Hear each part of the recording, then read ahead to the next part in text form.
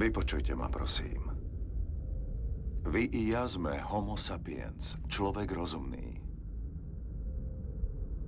Život. Tento zázrak vo vesmíre sa zrodil asi pred 4 miliardami rokov. My, ľudia, sme tu len 200 000 rokov. Napriek tomu sme už stihli narušiť rovnováhu, ktorá je pre život na Zemi taká dôležitá. Pozorne počúvajte výnimočný príbeh, ktorý hovorí o vás a rozhodnite sa, ako s ním chcete naložiť.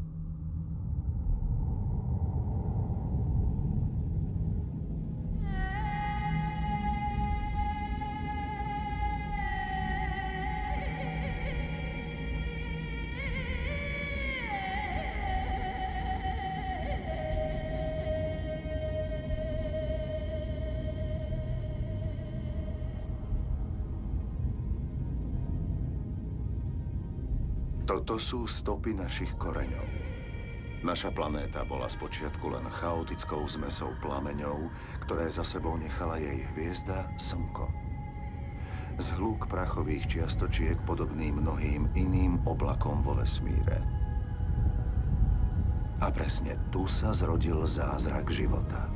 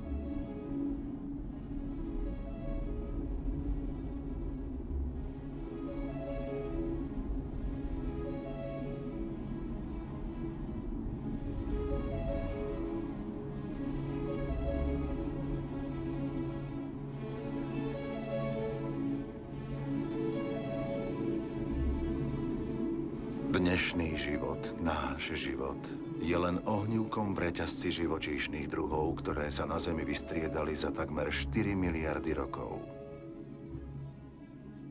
Dodnes nové vulkány tvarujú povrch Zeme.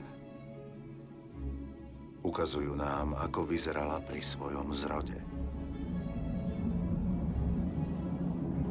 Rozstavené skaly tuhli, praskali, bublali a rozlievali sa, až vytvorili tenkú kôru a načas sa upokojili.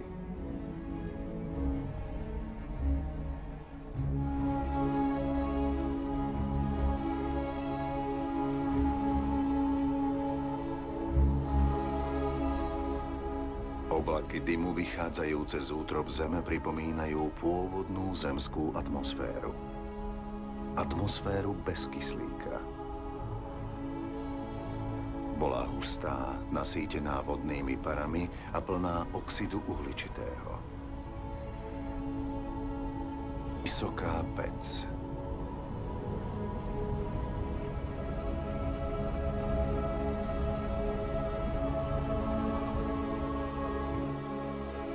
No Zem mala pred sebou mimoriadnu budúcnosť, a to vďaka vode. V ideálnej vzdialenosti od Slnka ani ďaleko, ani blízko sa voda na Zemi mohla zachovať v kvapalnom skupenstve. Vodné pary sa zrážali, v prívalových dažďoch sa vracali na Zem a naplňali rieky.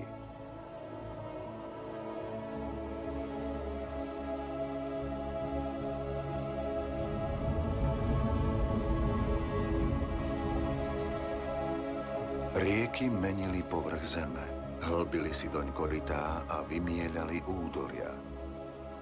Mierili k najnižším bodom zemského povrchu a vytvárali moria. Voda brala z podložia minerály a sladkovodné oceány sa postupne menili na slané.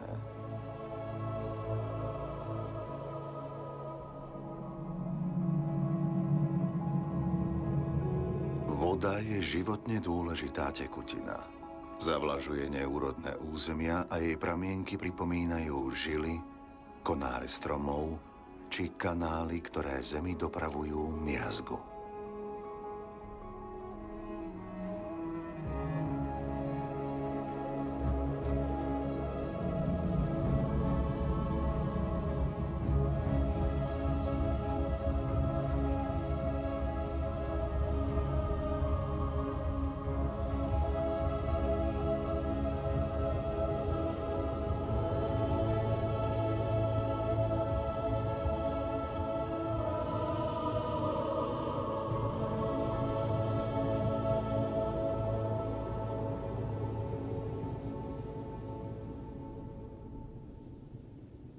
Takmer po 4 miliardách rokov možno na niektorých miestach Zeme nájsť umelecké diela, ktoré vytvoril vulkanický popol zmiešaný s vodou islandských ľadovcov.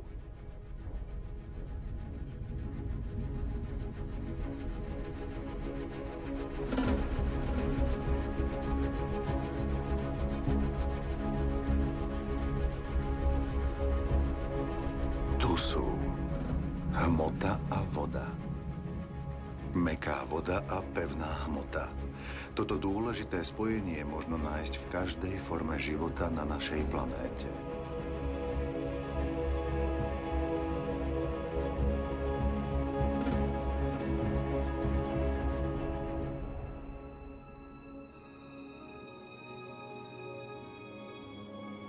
Minerály a kovy sú ešte staršie než Zem. Sú pozostatkom hviezdneho prachu, ktorý daroval Zemi farby.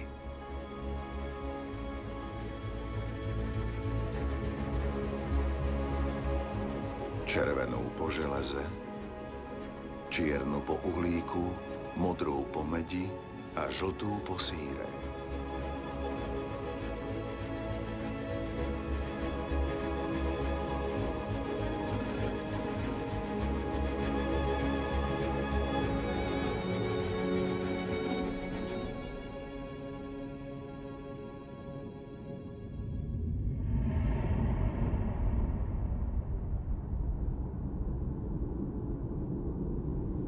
Odkiaľ sme prišli? Kde sa prvý raz objavili známky života? Ako prejav zázračnej moci času, dodnes v horúcich prameňoch nájdeme primitívne formy života. Dávajú prameňom farbu a volajú sa archeobaktérie.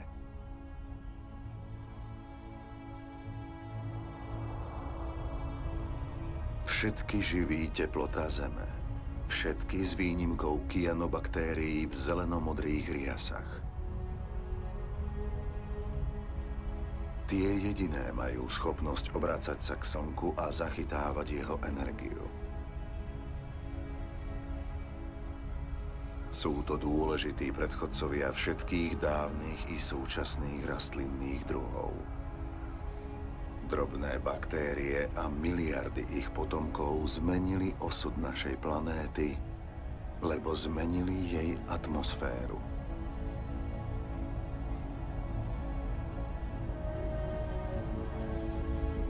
Kam sa podiel uhlík, ktorý zamoroval atmosféru?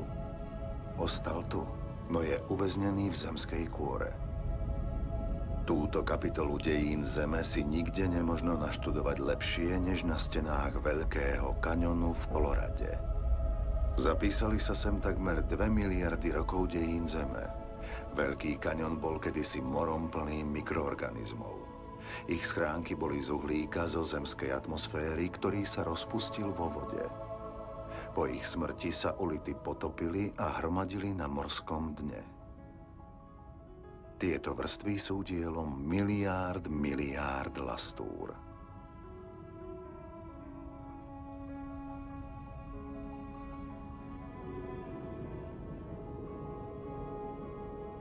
Vďaka ním sa uhlík vytratil z atmosféry a na Zemi sa mohli rozvinúť iné formy života.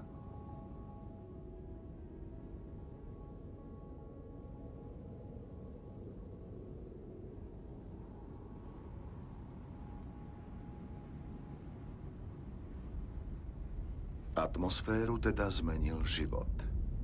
Rastliny sa živili slnečnou energiou, vďaka ktorej dokázali rozkladať molekuly vody a získavať z nich kyslík.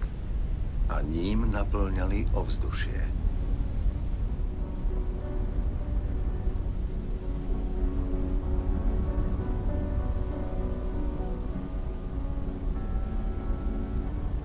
Kolobeh vody na Zemi nemá konca. Vodopády, odparovanie, oblaky, dážď, pramene, rieky, moria, oceány, ľadovce. Cyklus nemá koniec. Kvalita pozemskej vody je stále rovnaká. Všetky druhy života pili tú istú vodu. Voda je úžasná. Patrí k najmenej stabilným látkam. V podobe tekutiny je kvapalná, v podobe pary plynná a v podobe ľadu tuhá.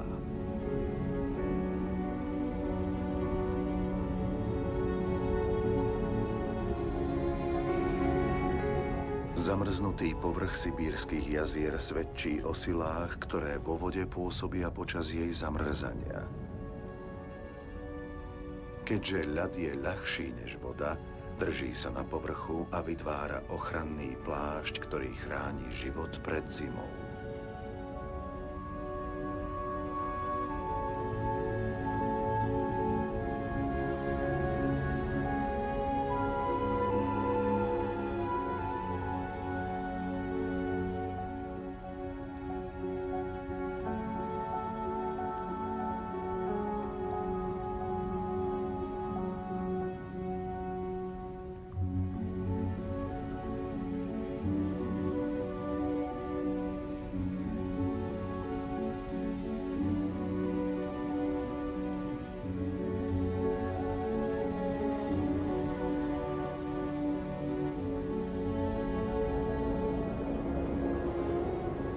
Hnacou silou života je spájanie.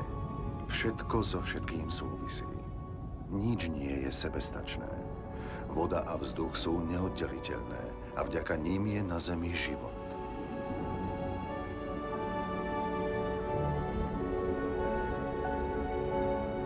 Nad oceánmi vznikajú oblaky, postupujú nad pevninu a prinášajú jej dážď, ktorý rieky vracajú do oceánov.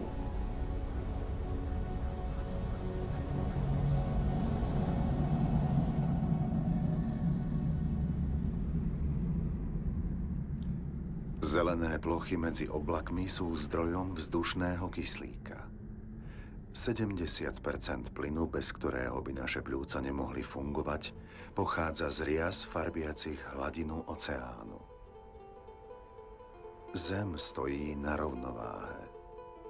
Každá bytosť má svoju rolu a existuje len vďaka existencii inej bytosti. Jemnú a krehkú harmóniu možno ľahko narušiť. Koraly sú výsledkom spojenia rias a mušlí.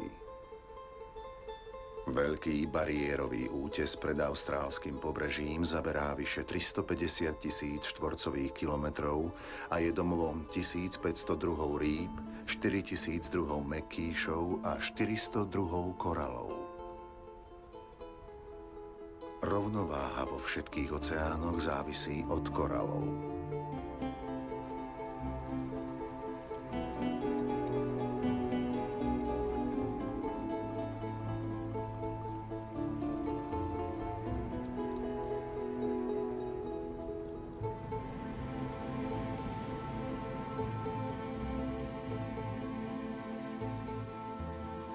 Zem existuje miliardy rokov. Prešli vyše 4 miliardy rokov, kým na nej vyrástli stromy. V reťazci života sú stromy vrcholnou a dokonalou bytosťou, odolávajúcou príťažlivosti. Je to jediný prírodný prvok, ktorý stále stúpa k slnku. Nenáhlivo rastú k slnku, ktoré živí ich lístie.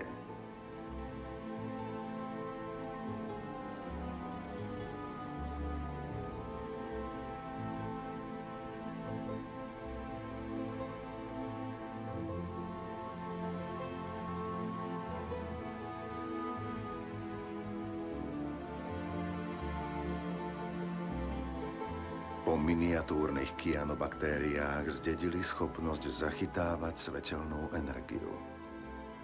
Ukladajú ju, živia sa ňou a menia ju na drevo a listy, ktoré sa časom rozložia na zmes vody, minerálov, zelene a živej hmoty.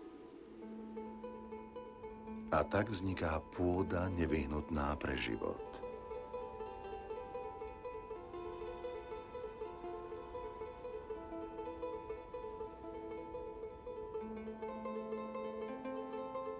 Pôda je továreň biodiverzity. Je to svet plný aktivity, v ktorom mikroorganizmy svojím životom a pohybom zem ovzdušňujú a transformujú. Výsledkom ich činnosti je humus, úrodná vrstva, na ktorú sa viaže všetok život na zemi.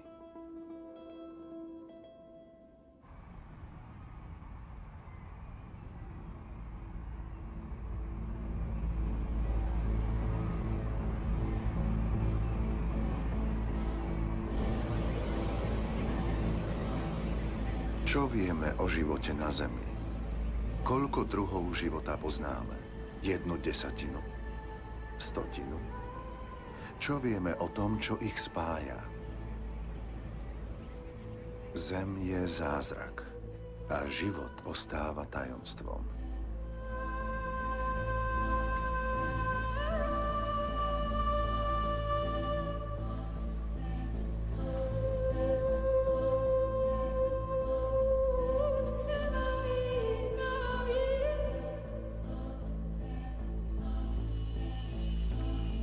Zvieracie rodiny spájajú odveké zvyky a rituály.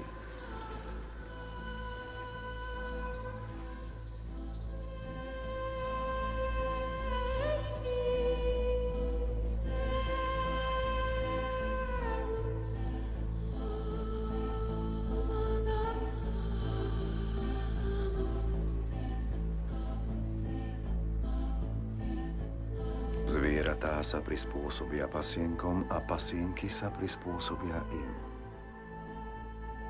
Získajú tým obe strany. Zviera zaženie hlad a strom môže opäť kvitnúť.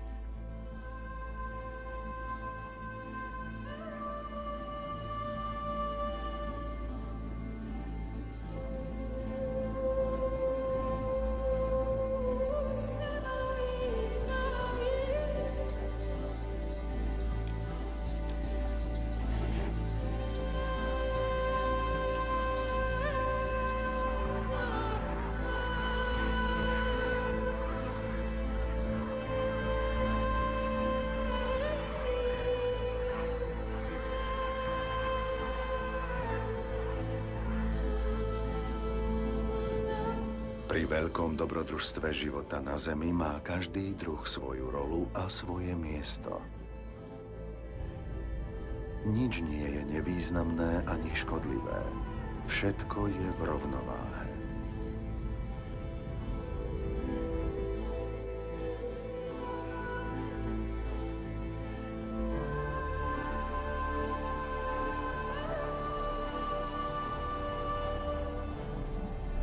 A vtedy vstúpi na scénu Homo sapiens, človek rozumný. Ťaží z úžasného dedičstva, ktoré Zem hromadila 4 miliardy rokov.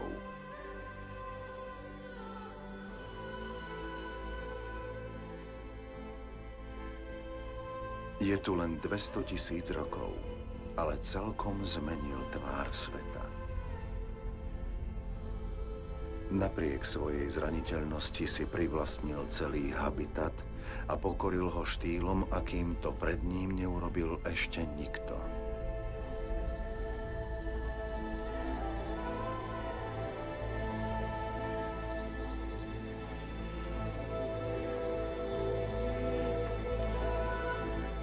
Po 180 000 rokov kočovania a vďaka vľúdnejšiemu podnebiu sa ľudia napokon usadili.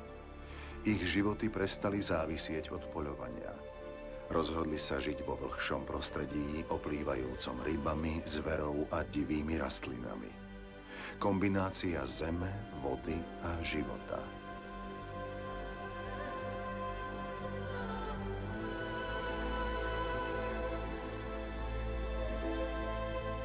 ľudský génius vyrobil kanoe.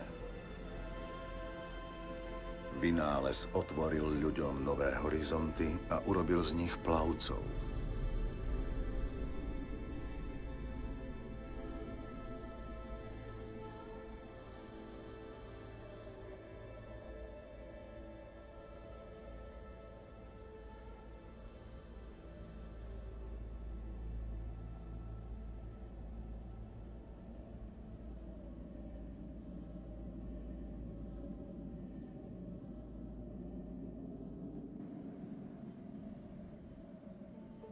Dodnes žije väčšina ľudstva na pobreží či pri brehoch riek a jazier.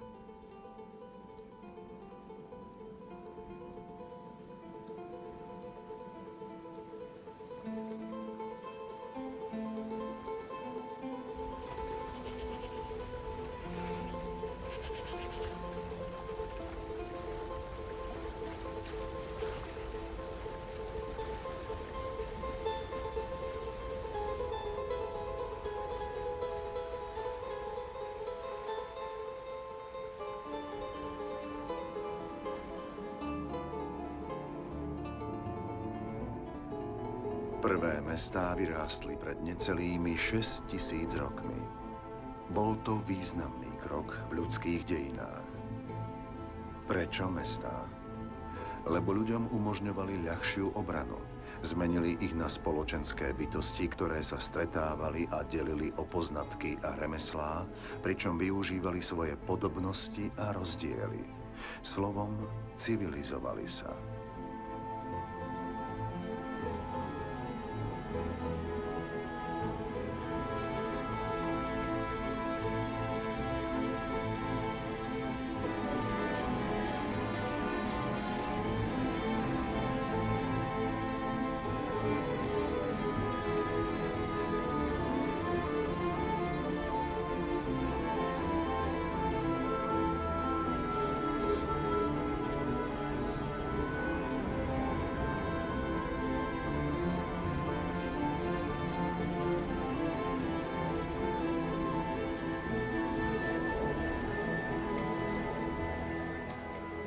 No energiu im poskytovala len príroda a sila ich vlastných rúk. Tak žili ľudia po celé tisícročia a každý štvrtý človek, čiže vyše 1,5 miliardy ľudských bytostí, tak žije dodnes. To je viac než počet obyvateľov všetkých bohatých krajín.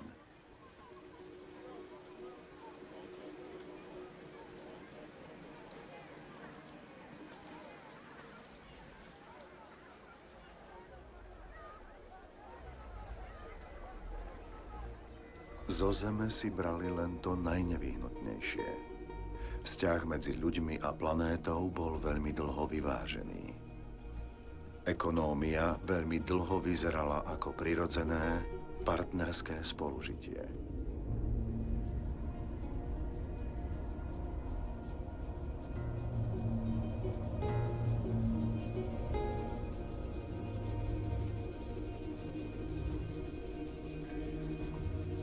No priemerná dĺžka života bola krátka a ťažká práca si vyberala svoju daň.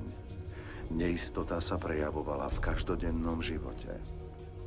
Vzdelanie bolo privilégiom a jediným majetkom rodiny boli často len deti, keďže každý ďalší pár rúk zvyšoval šance na prežitie.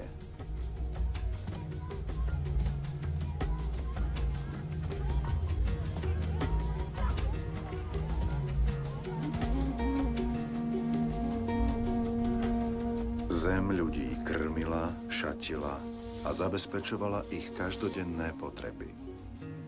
Všetko pochádzalo zo zeme.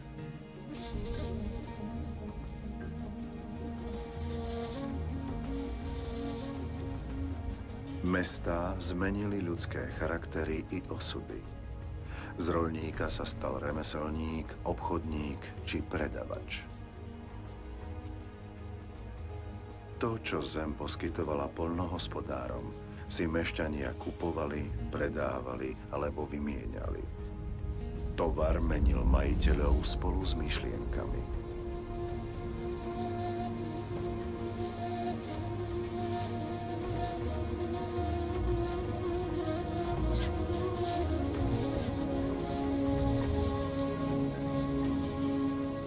Človek si odjak živa uvedomoval svoje slabosti. Ľudia sa usilovali rozšíriť hranice svojich území, ale poznali svoje možnosti. Fyzickú energiu a silu, ktoré im príroda nedopriala, si požičiavali od zvierat, ktoré im slúžili.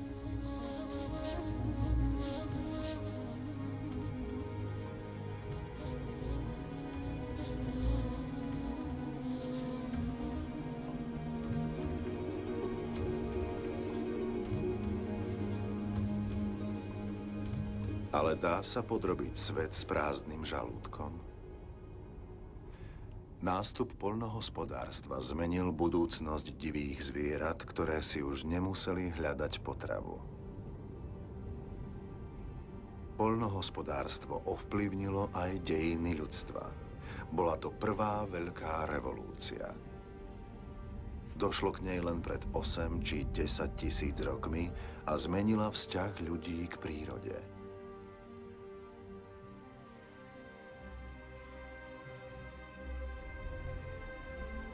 Znamenala koniec neistého lovenia a zberu plodov a jej výsledkom boli prvé prebytky a rozvoj miest a civilizácie.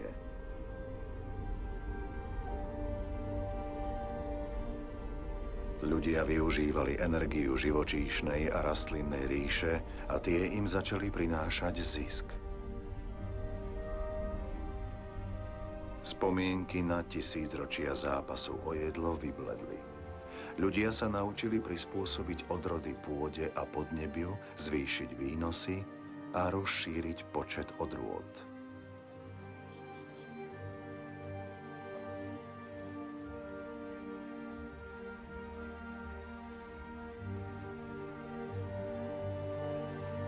Ako každý druh, aj človek sa v prvom rade usiluje najmä nasýtiť seba a svojich najbližších. Keď pôda prestane byť štedrá a voda sa stane vzácnosťou, ľudia za cenu veľkého úsilia poznačia svojou činnosťou ďalších pár árov zeme.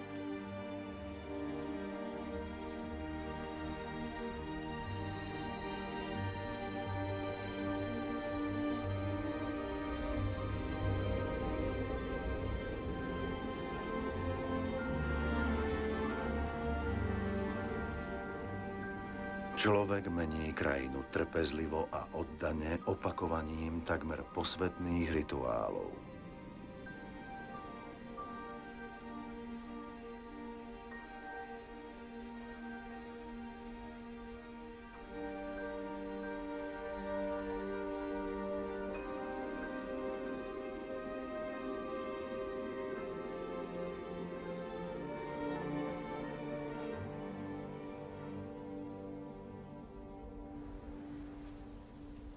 Poľnohospodárstvo je dodnes najrozšírenejšou profesiou na svete. Zem obrába polovica ľudstva a vyše 3/4 ľudí to robia ručne. Poľnohospodárstvo je tradícia, ktorá sa dedí z generácie na generáciu spolu s potom, drinou a lopotou, lebo je predpokladom prežitia. Ľudia po dlhom období spoliehania sa na vlastné sily našli spôsob, ako využiť energiu ukrytú hlboko v zemi. Aj tieto plamene sú živené rastlinami. Slnečný svit z podzemia. Čistá energia, energia slnka, ktorú milióny rokov zachytávali milióny rastlín. Uhlie, plyn a predovšetkým ropa.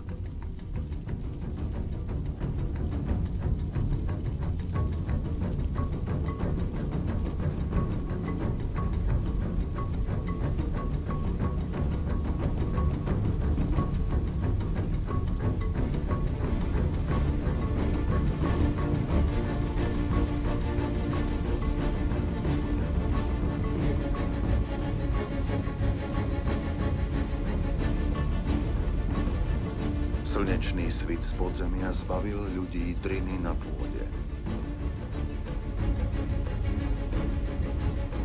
Ropa otvorila epochu, v ktorej sa ľudia dokázali zbaviť púd svojej doby. Niektorým priniesla bezprecedentné pohodlie. Za 50 rokov, za jediný ľudský život, sa Zem zmenila viac než za všetky predchádzajúce generácie. Rýchlejšie. Za posledných 60 rokov sa počet obyvateľov Zeme skoro strojnásobil a vyše 2 miliardy ľudí sa presťahovali do miest.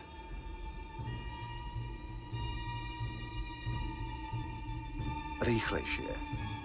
Čínsky Shenzhen so stovkami mrakodrapov a miliónmi obyvateľov bol pred 40 rokmi len malou rybárskou dedinkou.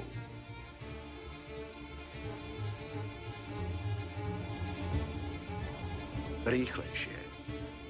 3000 šanghajských veží a mrakodrapov vyrástlo za 20 rokov a stovky ďalších sú rozostavané.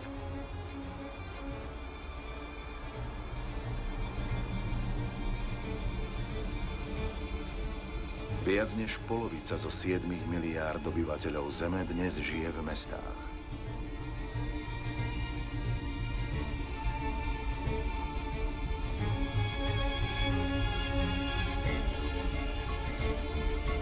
New York, prvá megalopola sveta, je symbolom využitia energie Zeme vďaka ľudskému dôvtipu.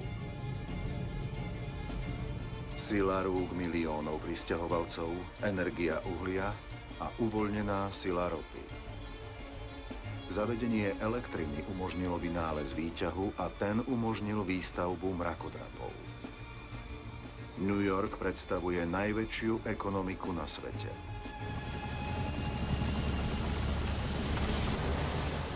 Amerika ako prvá objavila, využila a spútala fenomenálnu a revolučnú silu čierneho zlata. S jeho pomocou sa krajina farmárov zmenila na krajinu poľnohospodárskych priemyselníkov. Stroje nahradili ľudí. Liter nafty vyrobí toľko energie ako 100 párov rúk za 24 hodín.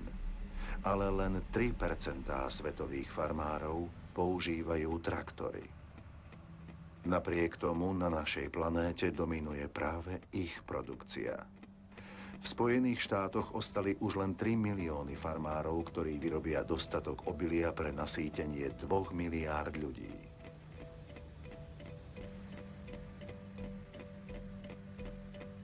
Ale väčšina úrody nejde na potraviny. Podobne ako v iných priemyselných krajinách, aj tu sa spracúva na potravu pre dobytok a biopalivo.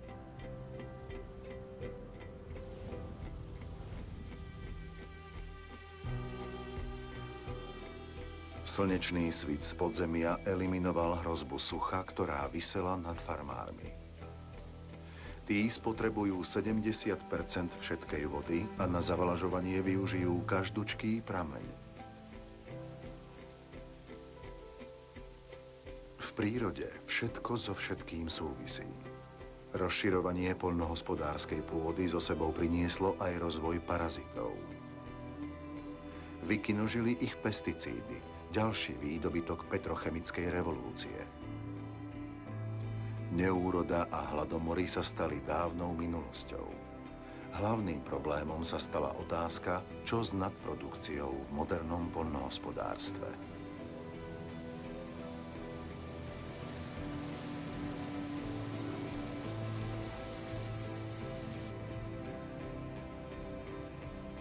Toxické pesticídy prenikli do vzduchu, do pôdy, do rastlín, do zvierat, do riek i do oceánov.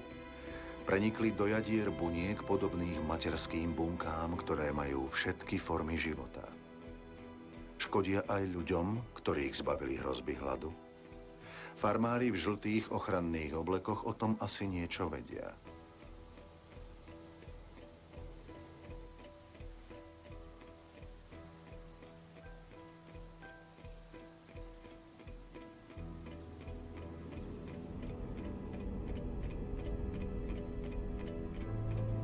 Nové poľnohospodárstvo prestalo závisieť od kvality pôdy a ročných období.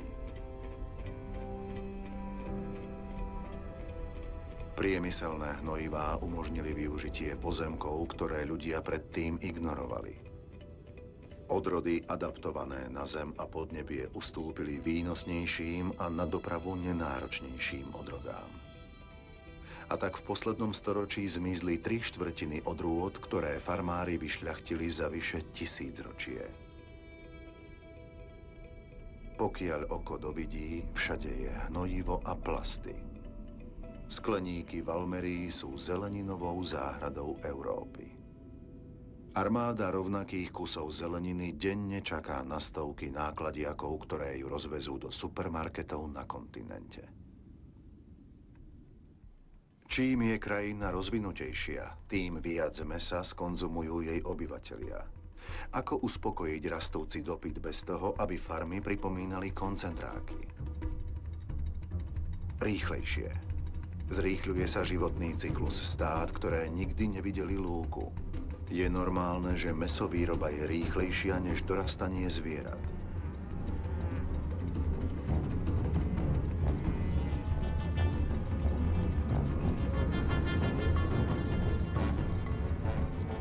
Na obrovských plochách udúpaných miliónovými čriedami nerastie ani stebielko trávy. Armáda nákladiakov priváža tony krmiva, sojovej múčky a proteínových granúl, ktoré sa zmenia na tony mäsa. Výsledkom je, že na výrobu kilogramu zemiakov treba 100 litrov vody, na kilogram ryže 400 litrov a na kilo hovedzieho až 13 000. Nehovoriac o množstve nafty potrebnej na výrobu a dopravu.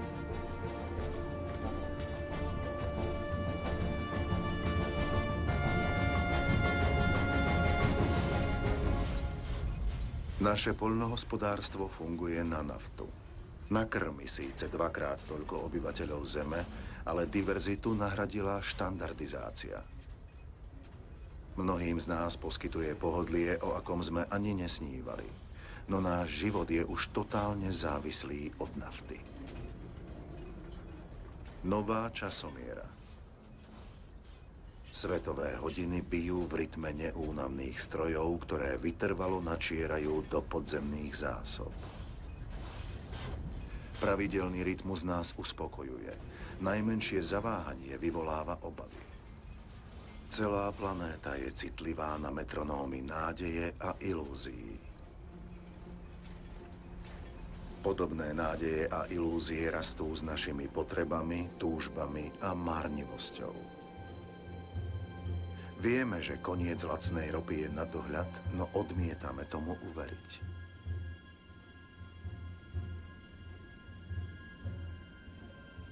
Pre mnohých z nás sa americký sen stelesnil v legendárnom názve Los Angeles.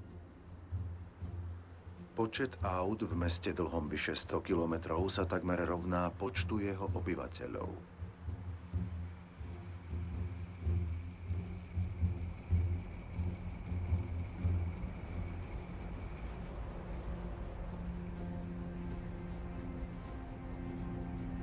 Energia tu každú noc spúšťa úžasné divadlo.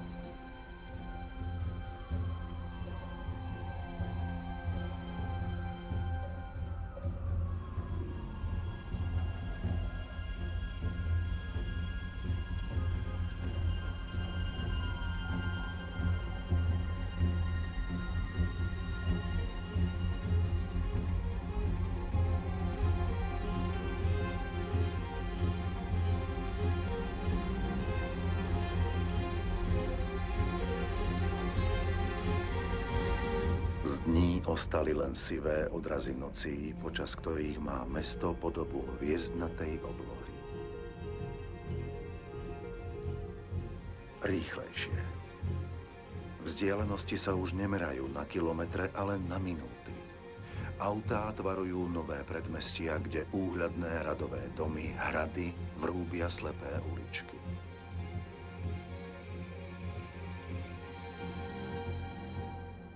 Model mála šťastných krajín sa zmenil na univerzálny sen prenášaný televíziami do celého sveta.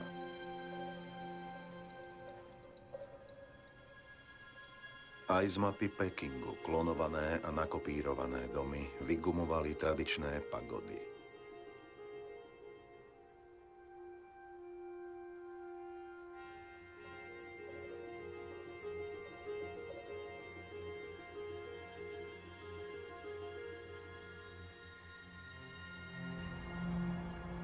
Auto sa stalo symbolom pohodlia a pokroku. Keby takto mysleli všetky spoločnosti, po planéte by namiesto súčasných 900 miliónov jazdilo 5 miliárd aut.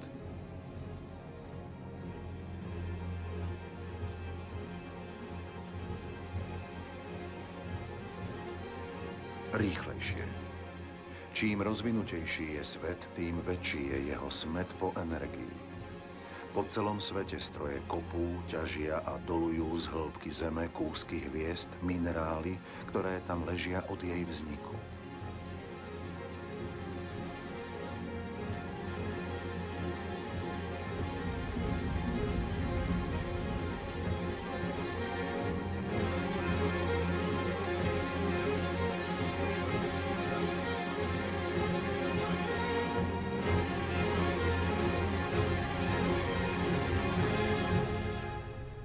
V najbližších 20 rokoch sa zo zemských útrob vyťaží viac rudy než za celé dejiny ľudstva. Vďaka privilégiu moci 80% nerastného bohatstva využíva len 20% obyvateľov Zeme.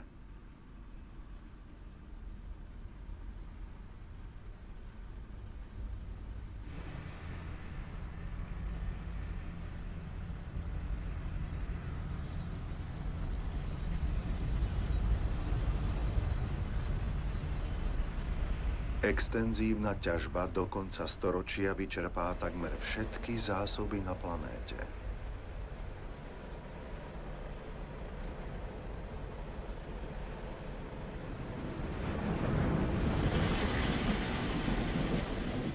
Rýchlejšie.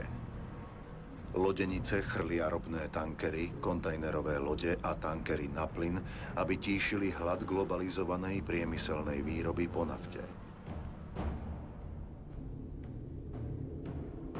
Väčšina spotrebného tovaru precestuje od výrobcu k zákazníkovi tisícky kilometrov. Od 50. rokov sa objem medzinárodného obchodu zdesaťnásobil.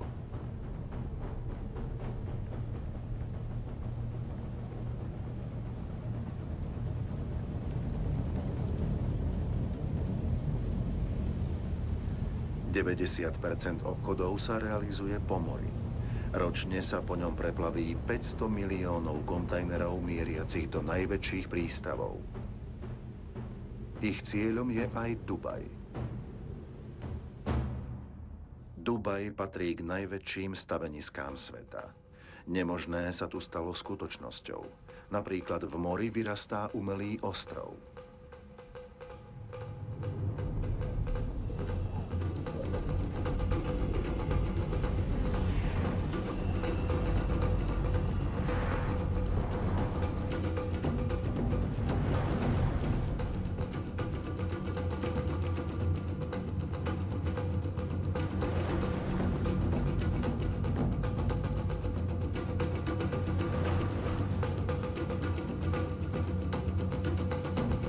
Dubaj má málo prírodných zdrojov, no vďaka ziskom z ropy môže z celého sveta dovážať milióny tón materiálu a ľudí, postaviť les mrakodrapov, ba aj lyžiarsky svah uprostred púšte. Dubaj nemá poľnohospodársku pôdu, ale môže importovať potraviny. Dubaj nemá vodu, ale môže míňať nesmierne množstvo energie na odsoľovanie morskej vody a na stavanie najvyšších mrakodrapov na svete. Dubaj má nekonečne veľa slnka, ale ani jeden solárny panel. Viac tu naozaj znamená viac. Tu sa najdivokejšie sny menia na skutočnosť. Vrcholom západného modelu je 800-metrový totem, symbol modernosti, ktorý nikdy neprestane ohromovať. Prehnané? Asi. Vyzerá to, že Dubaj sa rozhodol. Stal sa novým majákom vábiacim peniaze z celého sveta.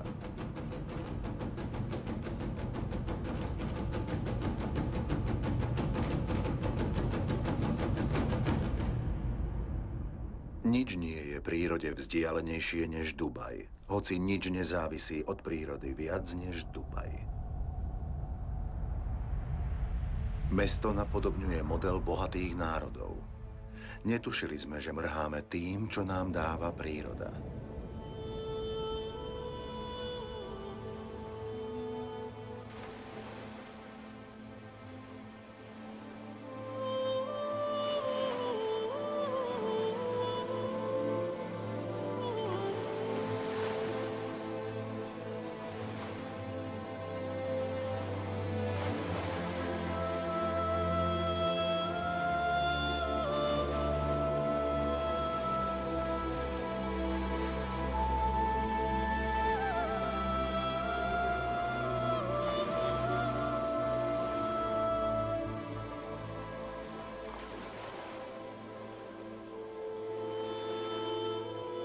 Čo vieme o podmorskom svete, z ktorého vidíme len povrch a ktorý pokrýva 3/4 planéty?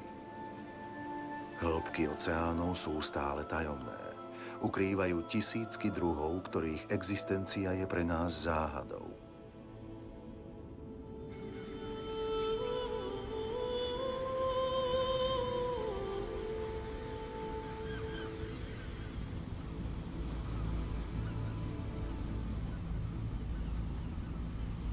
Od 50. rokov sa objem rybolovu späťnásobil z 18 na 100 miliónov tón ročne. Oceány drancujú tisícky spracovateľských lodí.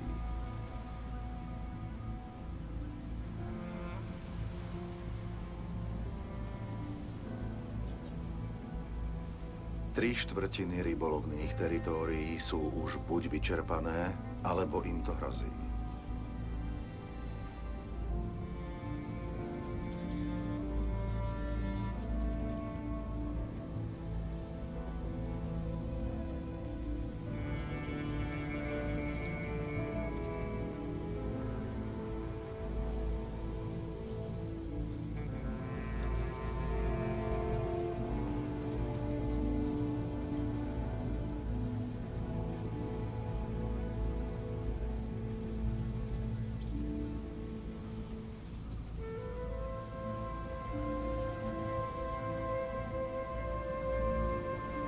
Mnohé veľké ryby vyhynuli, lebo nemali čas na reprodukciu.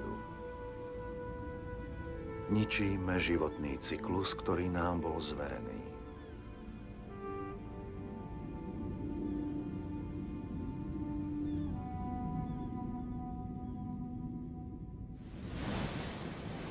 V blízkosti pobreží vidieť príznaky zníženia stavov rýb.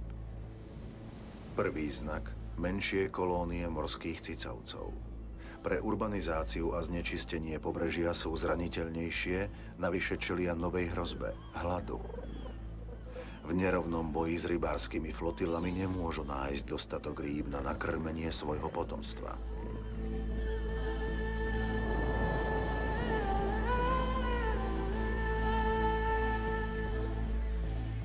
Druhý znak – morské vtáky musia za potravou lietať stále ďalej. Pri dnešnom tempe hrozí všetkým rybím stádam vyhynutie.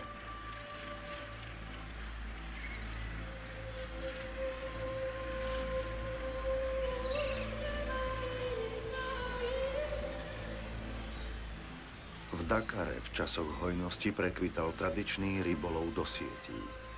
Dnes sa zásoby povážlivo zmenšili.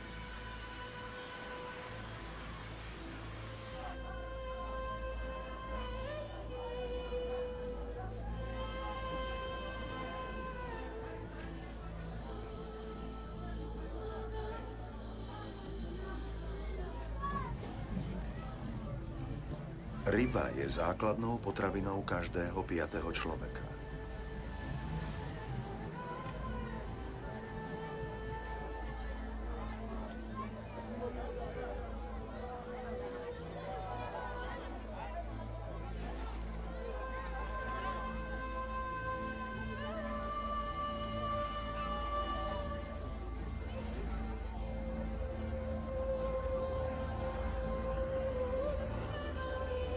Vieme si predstaviť nepredstaviteľné? Opustené lode? Moria bez rýb?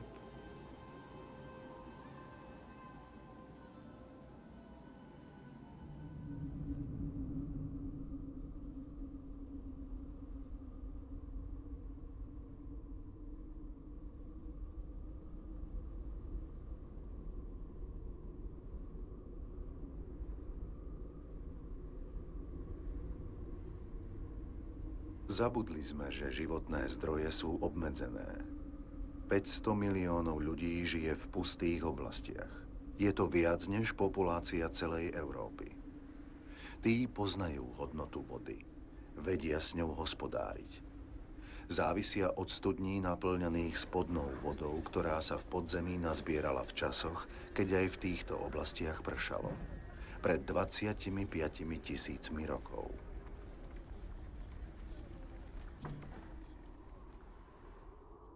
Podzemná voda umožňuje pestovanie aj v púšťach, kde zásobuje miestne obyvateľstvo. Kruhový tvar polí určujú zavlažovacie systémy smerujúce zo zdroja v strede.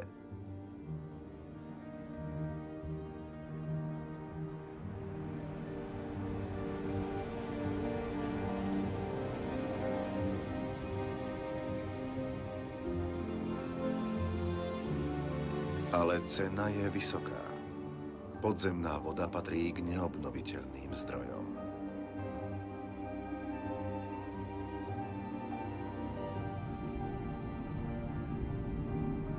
Saudská Arábia dosnívala sen o priemyselnej poľnohospodárskej výrobe. Svetlé miesta na zábere pripomínajúcom mapu sú opustené pozemky. Zavlažovacie zariadenia sú pripravené, nechýba ani energia pre vodné čerpadlá. No podzemná voda je takmer vyčerpaná.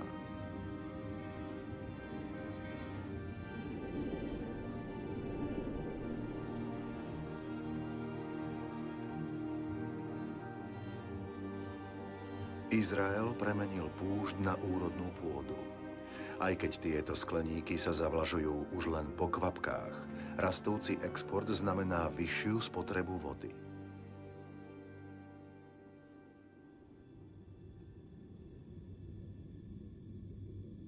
Kedysi mohutná rieka Jordán sa zmenila na potôčik. Voda odtiekla do supermarketov po celom svete v podobe prepraviek s ovocím a zeleninou.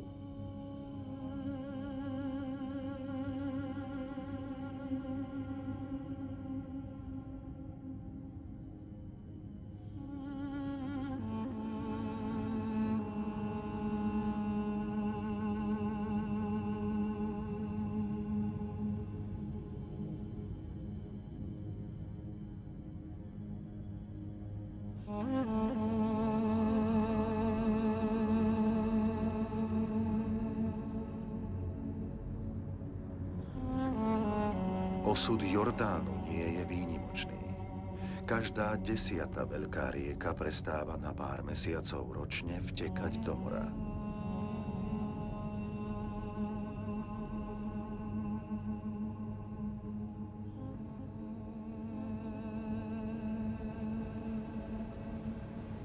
Mŕtvemu moru dala jeho meno vysoká slanosť, znemožňujúca akýkoľvek život.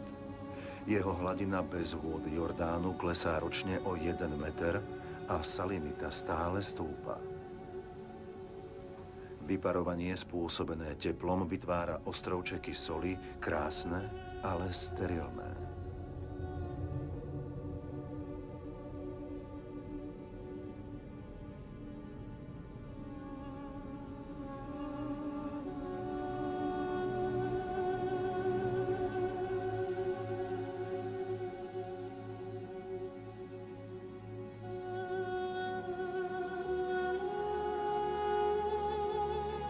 Udajpur v indickom Radžastane je vodný zázrak.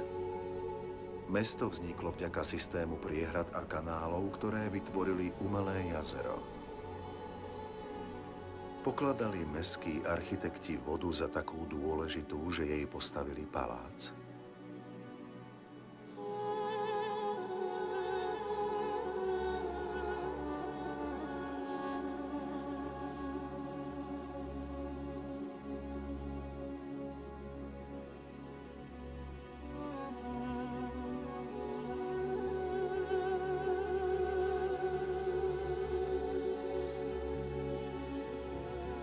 India riskuje, že v budúcom storočí sa stane krajinou, ktorá najviac utrpí nedostatkom vody.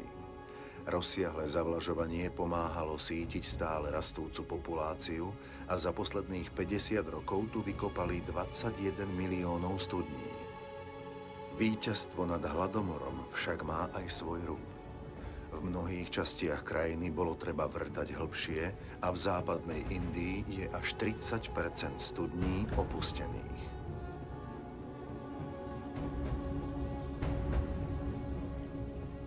Podzemné nádrže vysychajú.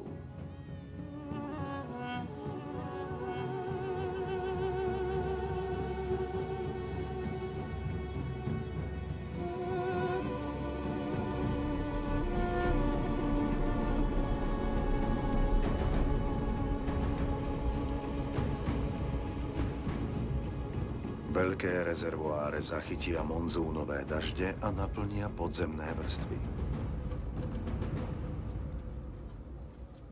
V období sucha ich miestne ženy kopú holými rukami.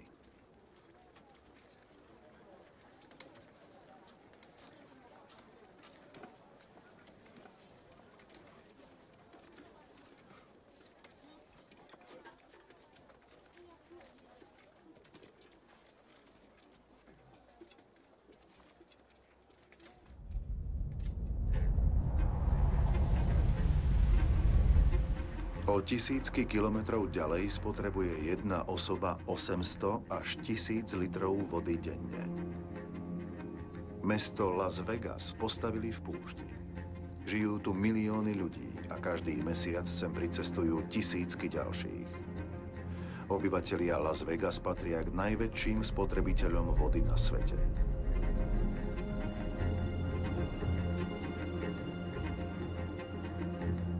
Palm Springs je ďalšie mesto uprostred púšte s tropickou vegetáciou a luxusnými golfovými ihriskami.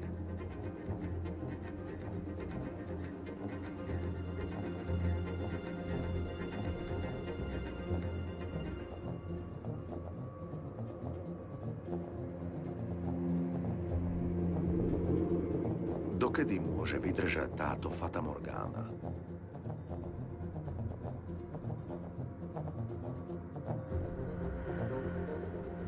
Zem nedokáže držať krok. Colorado, ktoré obe mestá zásobuje vodou, patrí k riekam, ktoré už nekončia v mori. A ešte znepokojujúcejšie je to, že objem vody je menší už pri prameni. Hladina vody v jazerách povodia klesá. Hladina jazera Powell stúpala po maximálnu úroveň 17 rokov. Dnes dosahuje polovicu. Do roku 2025 môže nedostatok vody postihnúť takmer 2 miliardy ľudí. No v nedotknutých oblastiach planéty jej bude stále prebytok.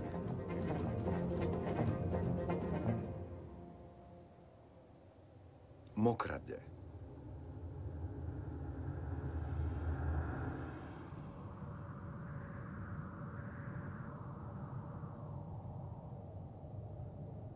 Mokrade sú dôležité pre všetok život na Zemi. Pokrývajú asi 6% plochy planéty. Močariny sú ako špongie regulujúce stav vody. V období dažďov ju zadržiavajú a počas sucha ju vypúšťajú.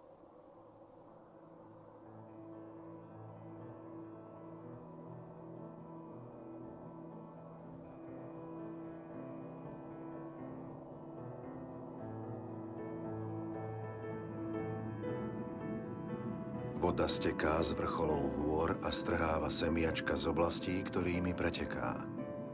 Tento proces umožňuje vznik jedinečných regiónov s nezvyčajnou diverzitou druhov.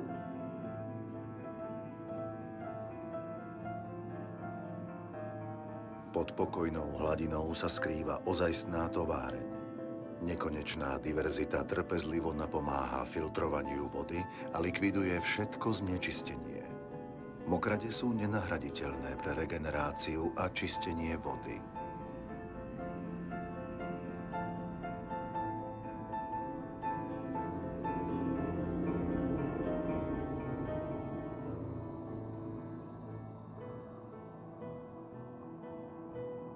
Ľudia vždy pokladali močariská za nezdravé a nevyhovujúce prostredie.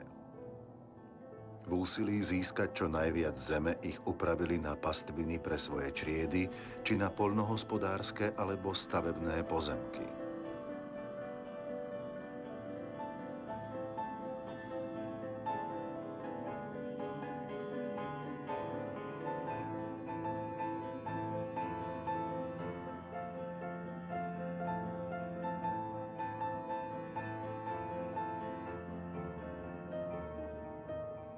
V poslednom storočí ľudia vysušili polovicu mokradí sveta. Dnes už nepoznáme ani ich bohatosť, ani ich úlohu.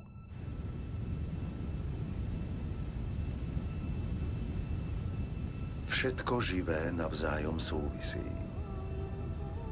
Voda, vzduch, pôda, stromy. Zázrak sveta máme rovno pred očami.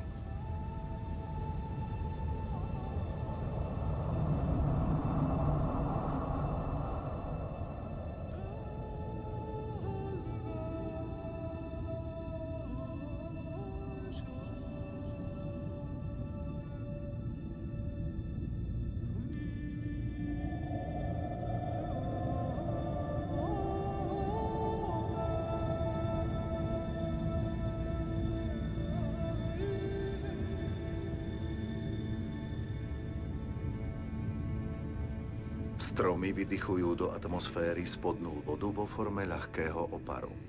Ich koruny vytvárajú klenbu, ktorá zmierňuje účinok lejakov a bráni erózii pôdy.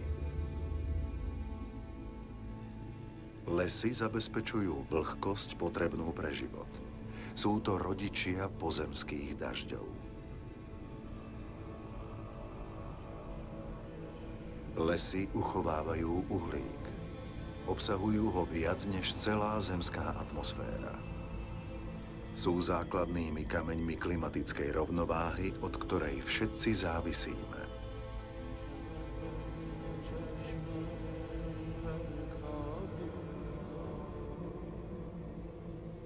Stromy sú habitatom 3/4 pozemskej biodiverzity, iným slovom všetkého živého na Zemi. Každý rok objavujeme druhy, o ktorých existencii sme ani netušili. Hmyz, vtáky, cicavce.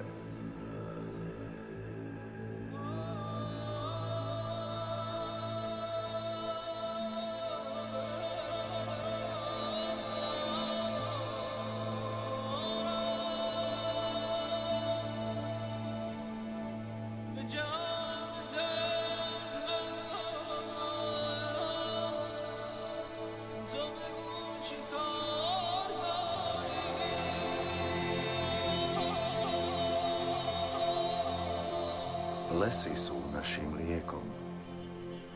Látky pochádzajúce z rastlín nájdeme aj v ľudskom tele.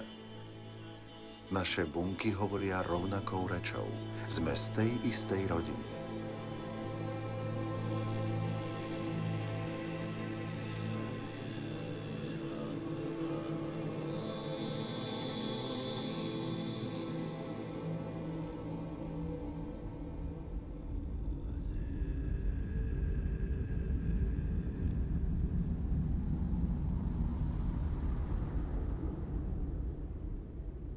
Mangrovy sú vlastne lesy zasahujúce do mora. Ako koralové útesy, aj mangrovy sú detskou izbou oceánov. Z prepletených koreňov sú ideálne úkryty rýb a mekýšov, ktoré sa sem chodia rozmnožovať. Chránia pobrežie pred hurikánmi, prílivovými vlnami a eróziou spôsobovanou morom.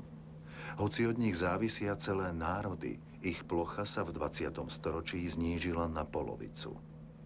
Jedným z dôvodov pokračujúcej katastrofy sú krevetie farmy vo vodách močarísk.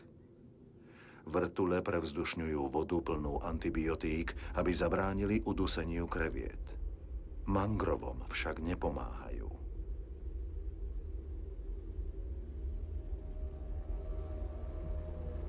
Od 60. rokov minulého storočia sa odlesňovanie stále zrýchľuje.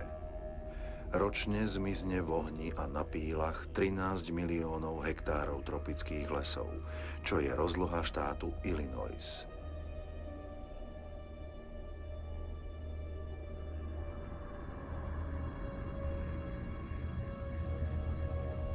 Amazonský dažďový prales, najväčší na svete, je už o 20% menší. Lesy ustupujú rančom či sójovým poliam.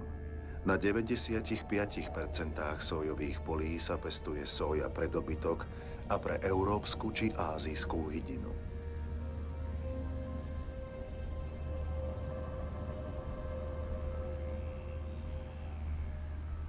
A tak sa aj les mení na mäso.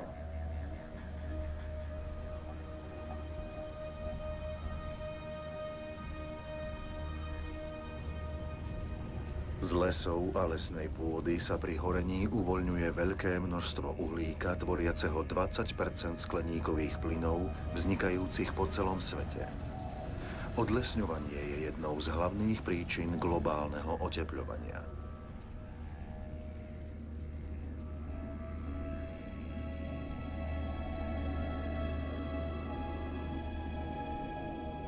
Tisícky živočíšnych druhov zmizli navždy a spolu s nimi aj jedno z ohniviek dlhého vývojového reťazca. Inteligencia živej hmoty, z ktorej vznikli, je naveky stratená.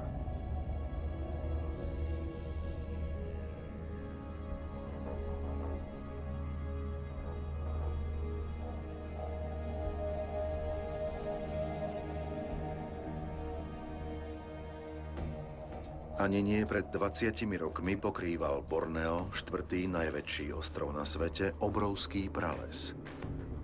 Pri dnešnom tempe odlesňovania bude o 10 rokov celý preč. Živá hmota viaže vodu, vzduch, zem a slnko. Na Borneu, jednom z najväčších rezervoárov biodiverzity, je toto puto narušené.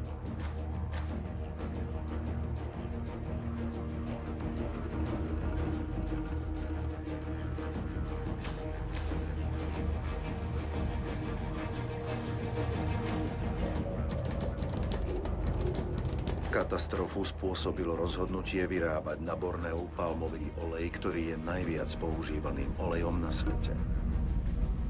Palmový olej sa využíva nielen pri stále sa rozširujúcej výrobe potravín, ale aj pri výrobe kozmetiky, čistiacich prostriedkov a čoraz viac aj alternatívnych palív. Lesnú diverzitu nahradil jediný druh – olejová palma. Monokultúra je jednoduchá, produktívna a rýchla. Miestnym obyvateľom ponúka zamestnanie. Je to poľnohospodársky priemysel.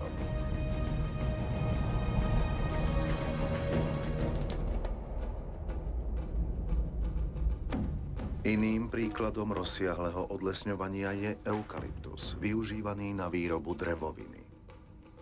V dôsledku rastúceho dopytu po papieri sa rozloha plantáží za 50 rokov späťnásobila.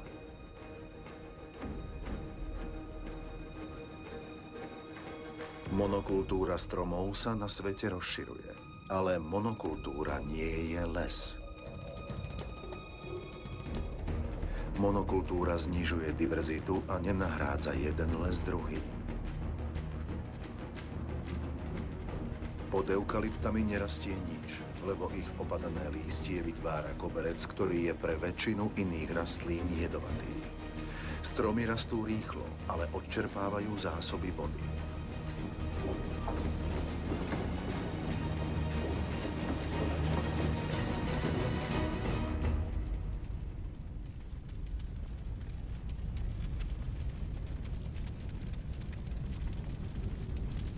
Sója, palmový olej, eukalypty. Odlesňovanie likviduje základňu, aby zabezpečovalo nadstavbu. No na iných miestach je odlesnenie jedinou možnosťou prežitia.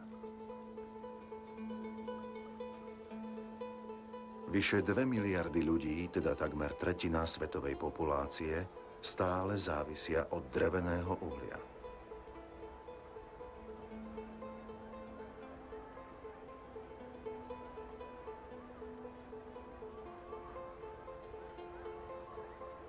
Haiti sa radí k najchudobnejším krajinám sveta a drevené uhlie tu patrí medzi základné tovary.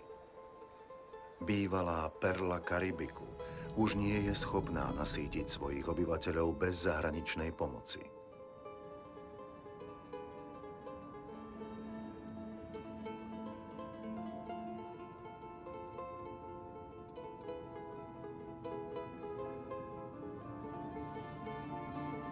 V horách ostali len 2% lesa.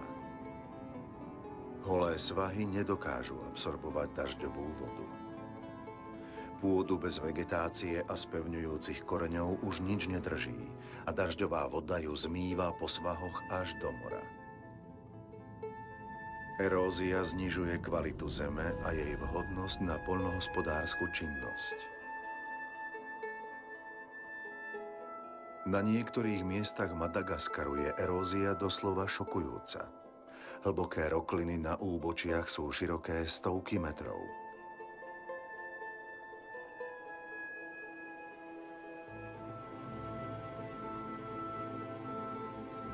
Jemnú a krehkú pôdu produkuje živá hmota. Erózia likviduje tenkú vrstvu humusu, ktorá sa vytvárala po tisícročia.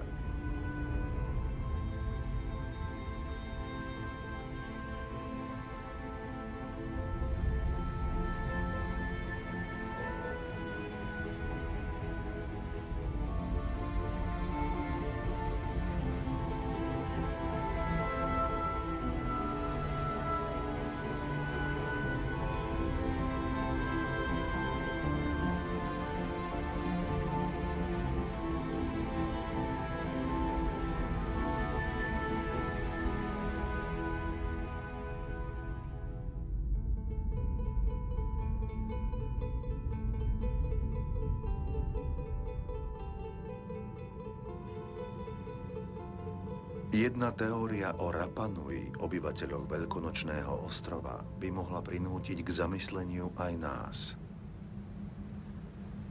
Obyvatelia najizolovanejšieho ostrova na svete ťažili jeho zdroje, kým z nich neostalo nič. Ich civilizácia zanikla.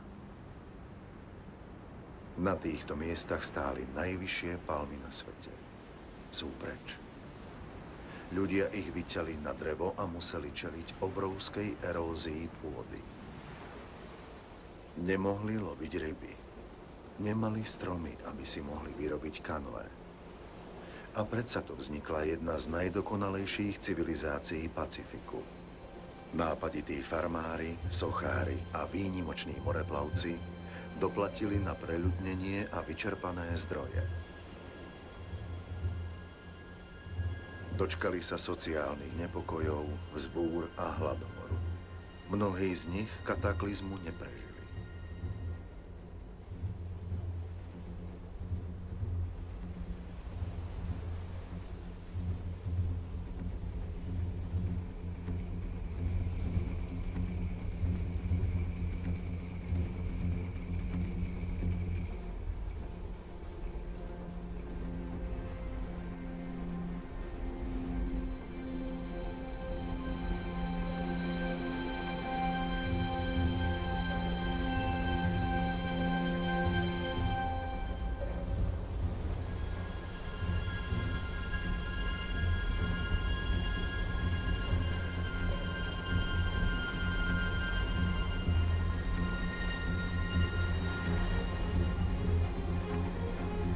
Skutočnou záhadou Veľkonočného ostrova nie je spôsob, ako tu postavili obrovské sochy.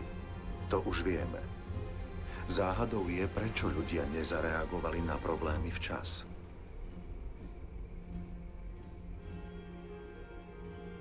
Je to len jedna z mnohých teórií, ale má pre nás mimoriadny význam. Od 50. rokov sa počet ľudí na Zemi takmer strojnásobil. A ľudia tvár svojho ostrova, Zeme, zmenili viac než za celé 200 000 ročné dejiny.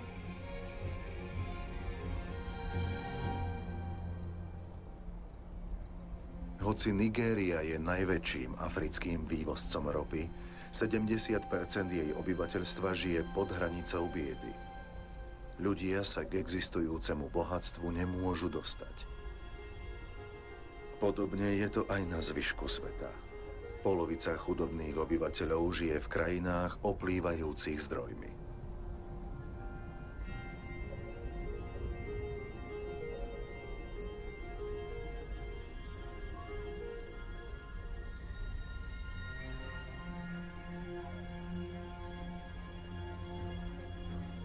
Vývoj nenaplnil očakávania.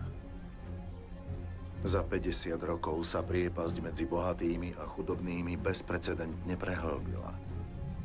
Polovica svetového bohatstva je v rukách 2% ľudstva.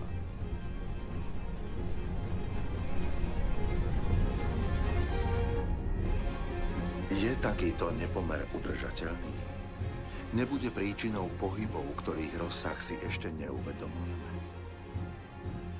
Mesto Lagos malo v roku 1960 700 000 obyvateľov.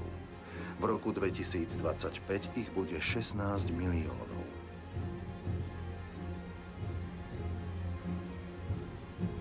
Lagos patrí k najrýchlejšie rastúcim megalopolisom sveta. Novými obyvateľmi sú najmä farmári, ktorých vyhnal z pôdy ekonomický či demografický vývoj alebo nedostatočné zdroje.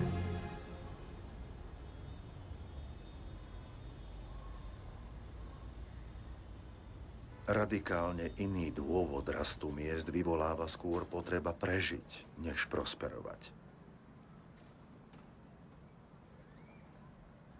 Každý týždeň sa počet obyvateľov veľkomiest zvýši o vyše 1 000 000.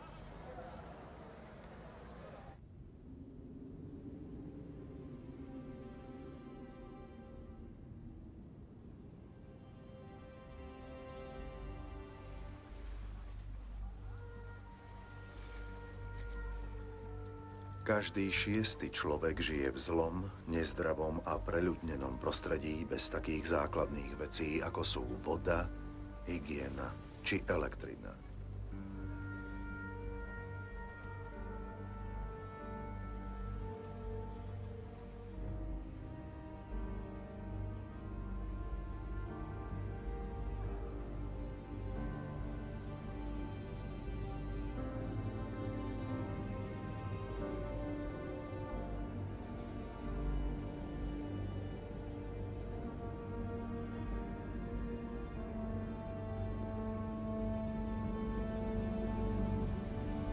Zas sa šíri hlad a trpí ním takmer 1 miliarda ľudí.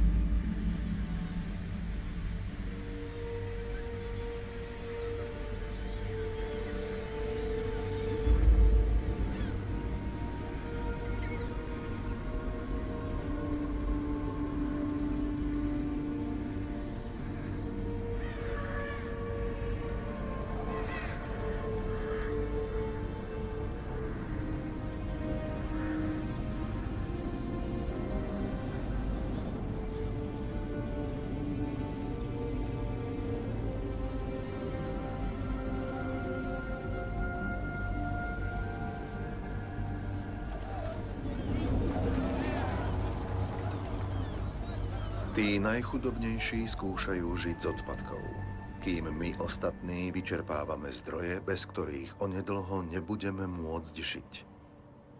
Ideme stále ďalej do nedotknutých oblastí, ktoré si podmaňujeme čoraz ťažšie.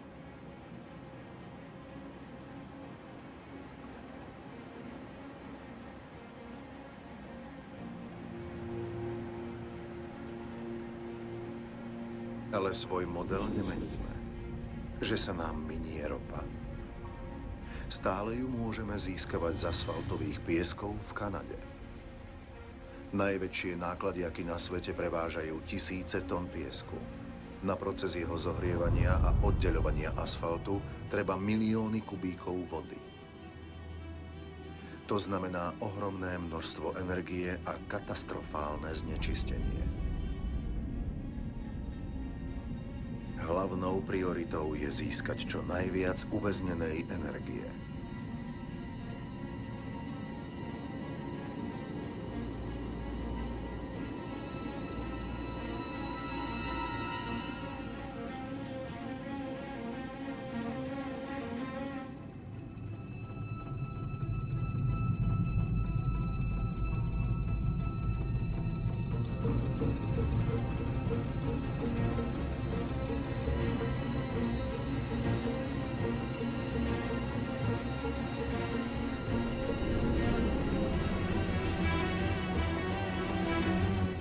Ropné tankery sú stále väčšie.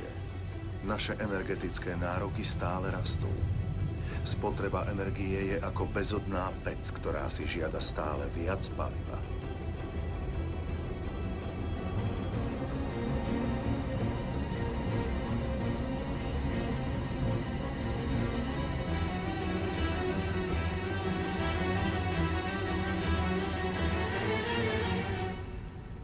Za všetkým je uhlík.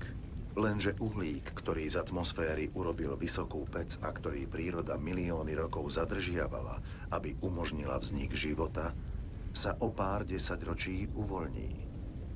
Atmosféra sa prehrieva. Pred pár rokmi bolo nemysliteľné, aby tu plávala loď.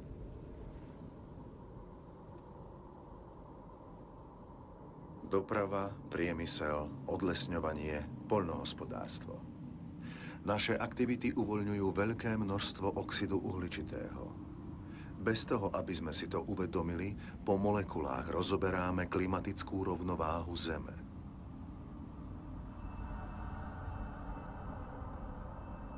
Všetky oči sa upierajú na póly, kde sú dôsledky globálneho otepľovania najviditeľnejšie. Ide to rýchlo, veľmi rýchlo. Severozápadná cesta, ktorá krížom cez pól spája Ameriku, Európu a Áziu, sa otvára. Arktická ľadová pokrývka sa topí. Pod vplyvom globálneho otepľovania stratila ľadová pokrývka za 40 rokov až 40% svojej hrúbky a jej plocha sa každým letom zmenšuje. Do roku 2030 môže úplne zmiznúť. Niektoré prognózy hovoria už o roku 2015, čo skoro budú tieto oblasti pár mesiacov ročne bez ľadu.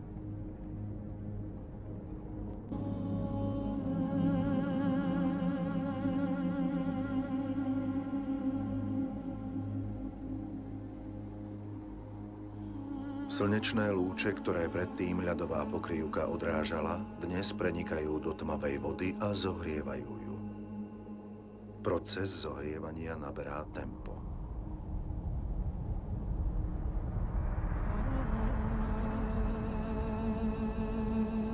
Ľad zaznamenáva vývoj našej planéty.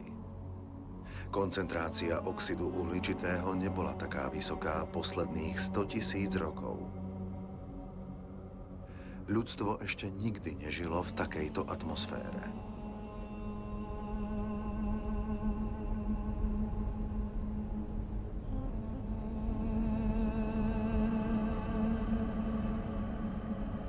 Masívne odčerpávanie zdrojov ohrozuje život všetkých druhov a klimatické zmeny hrozbu ešte umocňujú.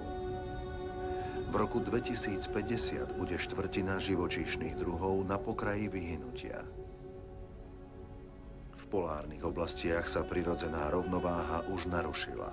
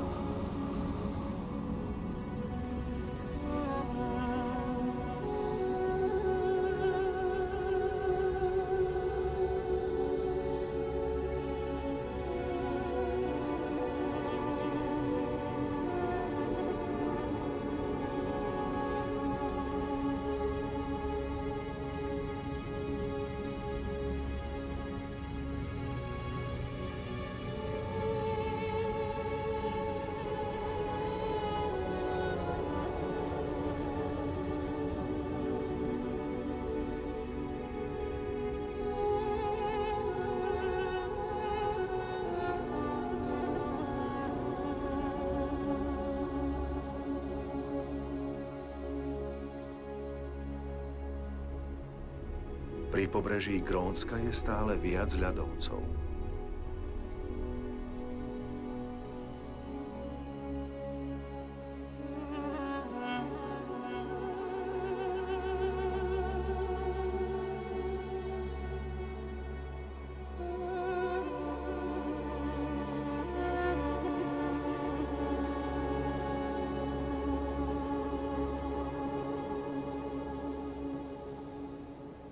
Plocha ľadovej pokrývky okolo severného pólu sa za 30 rokov zmenšila o 30 A keďže Grónsko sa prudko ohrieva, sladká voda z ostrova vteká do slanej morskej. Grónsky ľad obsahuje 20 všetkej sladkej vody na planéte. Ak sa roztopí, hladina mora sa zvýši skoro o 7 metrov.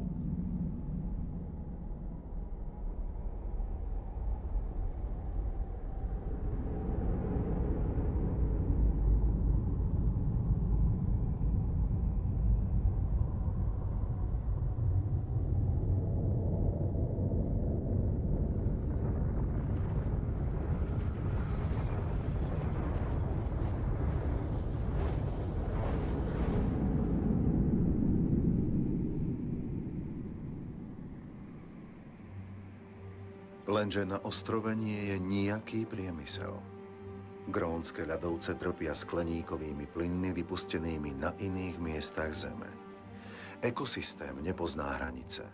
Kdekoľvek sme, naša činnosť má dosah na celú Zem. Atmosféra našej planéty je nedeliteľný celok a náš spoločný majetok. Na povrchu Grónska sa objavujú jazerá. Ľadová pokrývka sa topí rýchlejšie, než pred 10 rokmi predvídali aj tí najpesimistickejší vedci.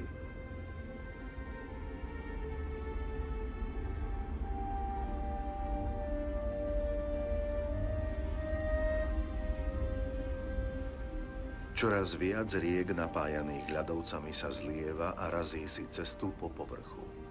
Predpokladalo sa, že voda hlboko v ľade zamrzne. Ale ona pod ním prúdi a odnáša ľadovú pokrývku do mora, kde vznikajú ľadovce.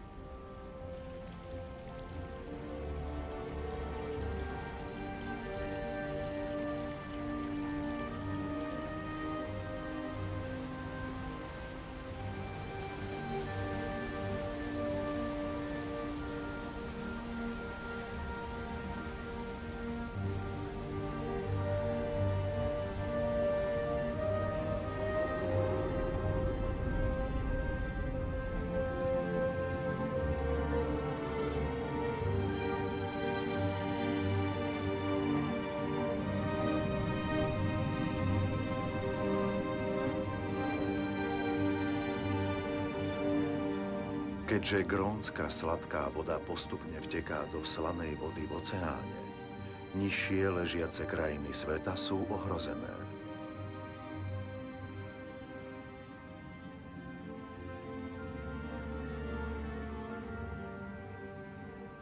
Hladina mora stúpa. Objem vody vplyvom otepľovania narástol. Len v 20. storočí sa hladina zvýšila o 20 cm. Všetko je odrazu vratké. Napríklad koralové útesy sú veľmi citlivé aj na najmenšie zmeny teploty vody. 30% z nich už zmizlo. Tvorili dôležitý článok v reťazci živočíšnych druhov.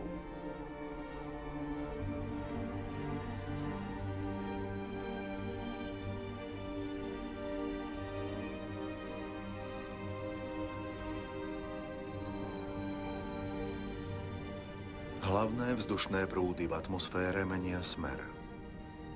Menia sa dažďové cykly. Upravujú sa podnebné pásma. Obyvatelia nižšie položených ostrovov, napríklad Maledív, budú ohrození ako prví a sú stále nervóznejší. Niektorí sa už obzerajú po nových, pohostinnejších oblastiach.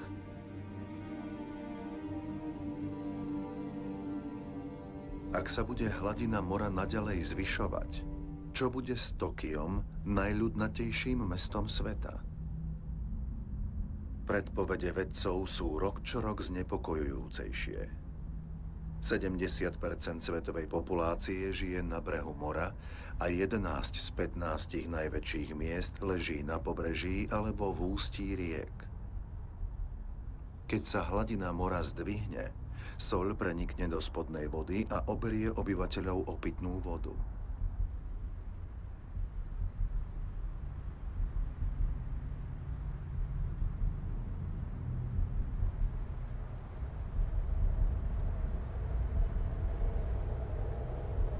Migrácia je nevyhnutná. Jediné, čo nie je isté, je jej rozsah.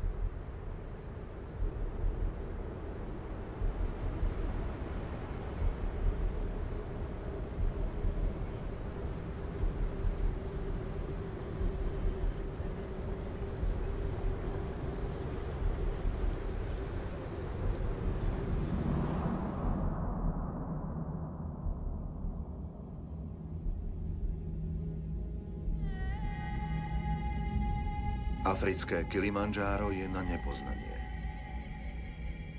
80% snehu je preč a rieky v lete vysychajú. Miestnych ľudí sužuje nedostatok vody. Ešte aj z najvyšších štítov sveta uprostred Himalájí ustupuje večný sneh a ľad. Tieto ľadovce hrajú podstatnú úlohu v kolobehu vody v prírode.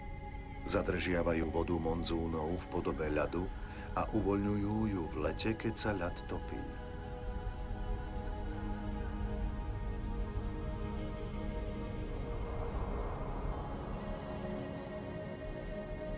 Himalajské ľadovce sú zdrojom vody všetkých veľkých ázijských riek Indus, Ganga, Mekong, Jangtse-Kiang. Pre 2 miliardy ľudí sú zdrojom vody na pitie a na zavlažovanie polí, ako v Bangladéši.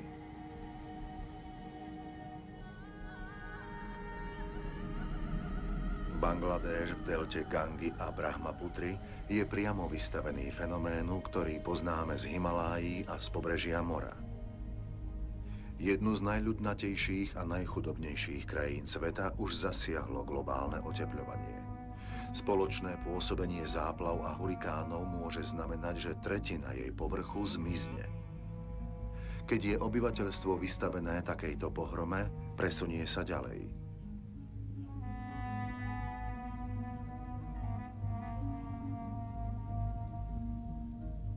Ani bohaté krajiny nebudú ušetrené. Suchá sa objavujú po celej planéte. V Austrálii je zasiahnutá už polovica ornej pôdy.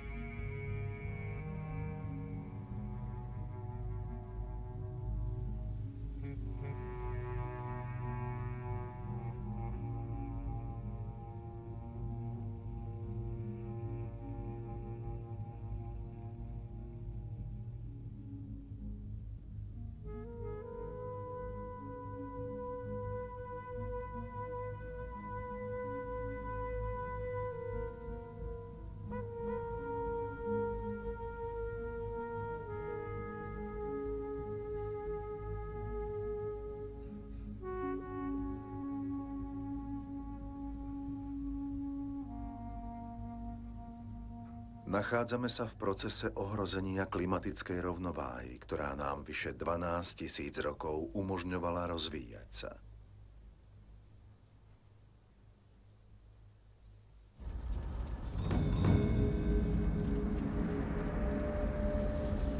Čoraz viac lesných požiarov ohrozuje mestá. Aj tie pomáhajú globálnemu otepľovaniu. Keď stromy horia, uvoľňujú oxid uhličitý. Systém, ktorý riadi naše podnebie, sa vážne narušil.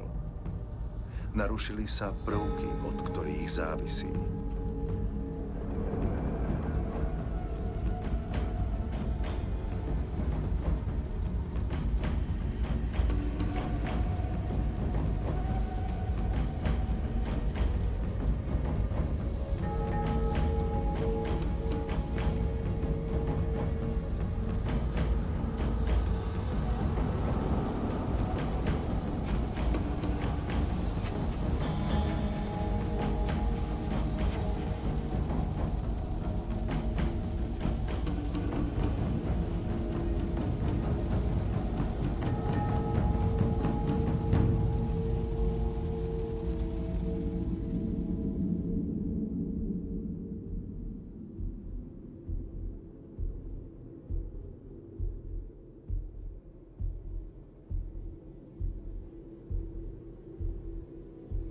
Tykanie klimatických hodín sa zmenilo aj v týchto nádherných oblastiach.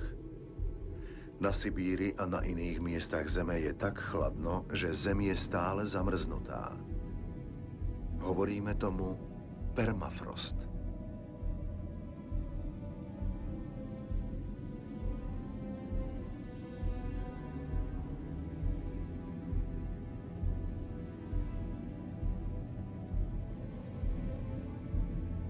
Pod zamrznutým povrchom sa však nachádza klimatická časovaná bomba – metán.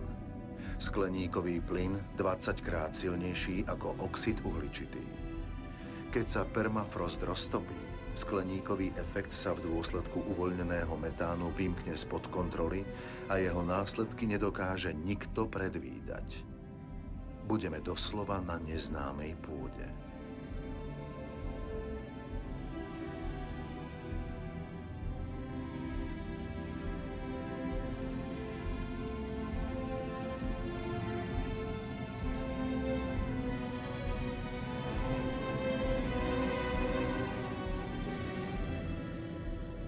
Ľudstvo má na odvrátenie tohto vývoja najviac 10 rokov, keď chce zabrániť tomu, aby tieto oblasti vyzerali tak, ako nikdy predtým.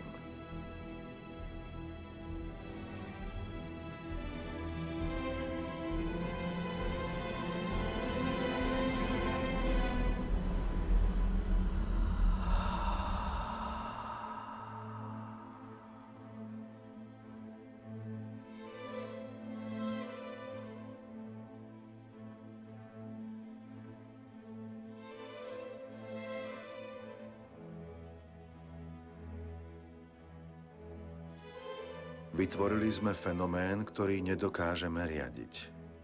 Od nášho vzniku boli voda, vzduch a formy života tesne späté. No nedávno sme toto spojenie narušili. Vezmime do úvahy fakty.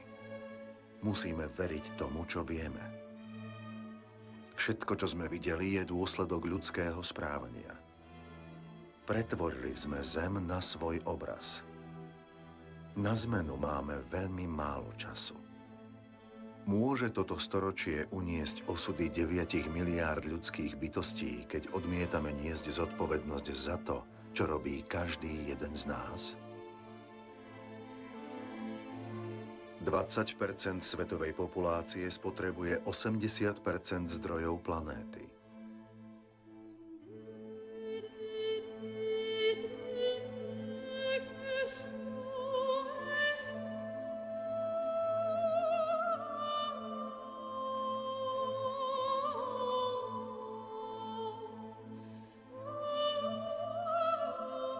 Svet dáva na zbrojenie 12-krát viac, než na pomoc rozvojovým krajinám.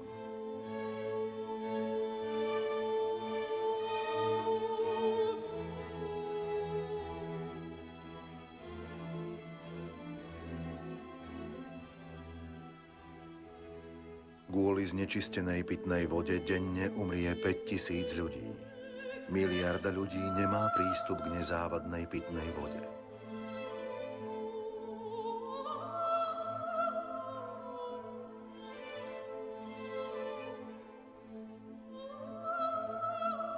Takmer 1 miliarda ľudí hladuje.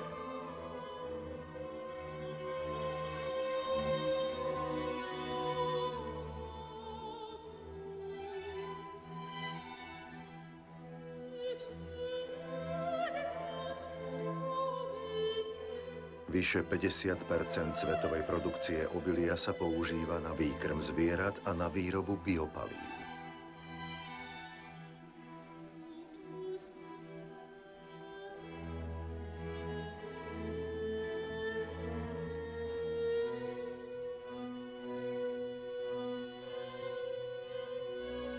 Štyridsať % ornej pôdy je dlhodobo poškodených.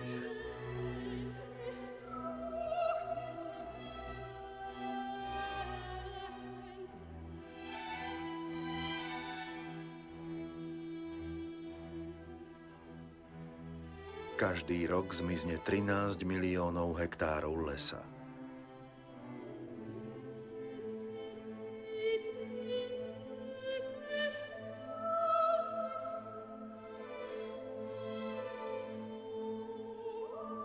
Každému 4. cicavcovi, každému 8. vtákovi a každému 3. obojživelníkovi hrozí vyhnutie. Druhy vymierajú 1000-krát rýchlejšie než v dôsledku prirodzeného zániku.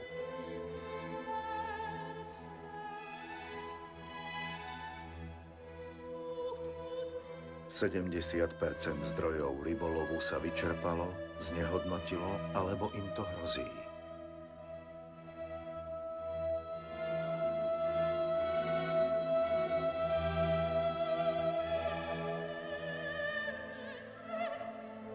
Priemerná teplota za posledných 15 rokov je najvyššia v dejinách jej zaznamenávania.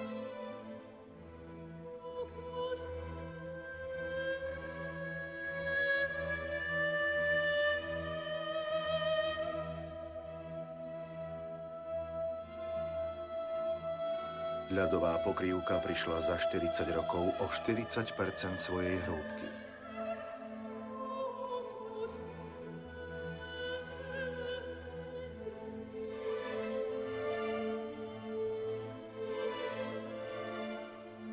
V roku 2050 môžeme mať najmenej 200 miliónov klimatických utečencov.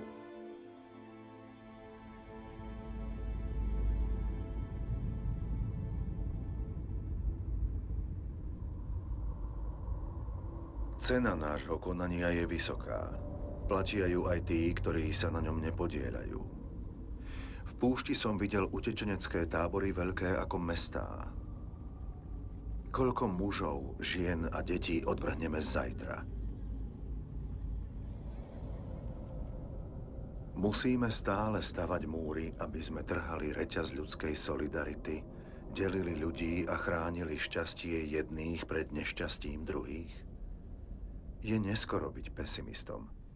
Viem, že aj jediný človek dokáže zvaliť múr. Je neskoro byť pesimistom. 4 deti z 5 chodia do školy. Nikdy predtým nezískalo vzdelanie toľko ľudských bytostí. Prispieť môže každý, bohatý aj chudobný.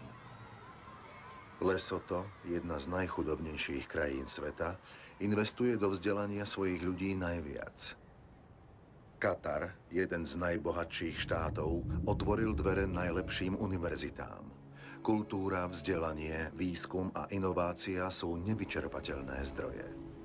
Tvárou v tvár biede a utrpeniu dokazujú milióny mimovládnych organizácií, že ľudská spolupatričnosť je silnejšia ako sebeckosť národov.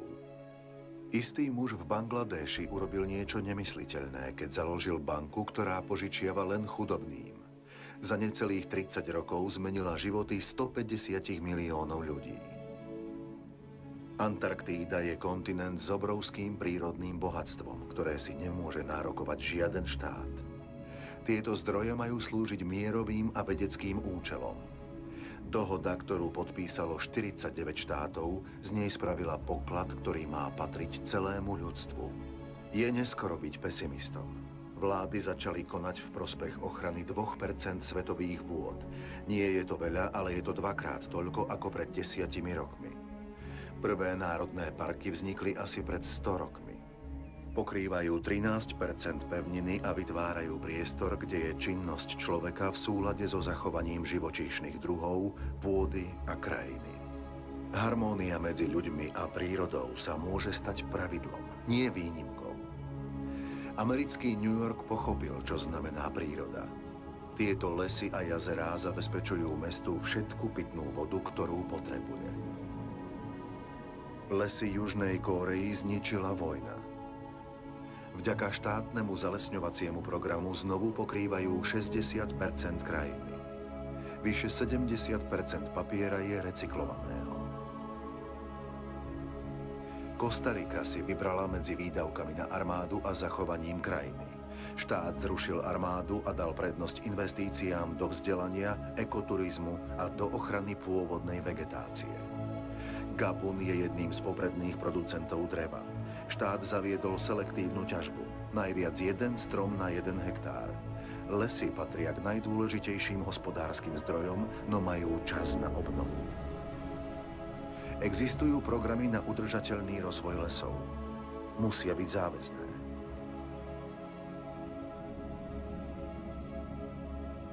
Spravodlivosť je pre výrobcu i pre spotrebiteľa príležitosťou, ktorú musia využiť. Keď je obchod férový, keď získa predávajúci aj kupujúci, prospeje to obom a všetci môžu žiť dôstojne.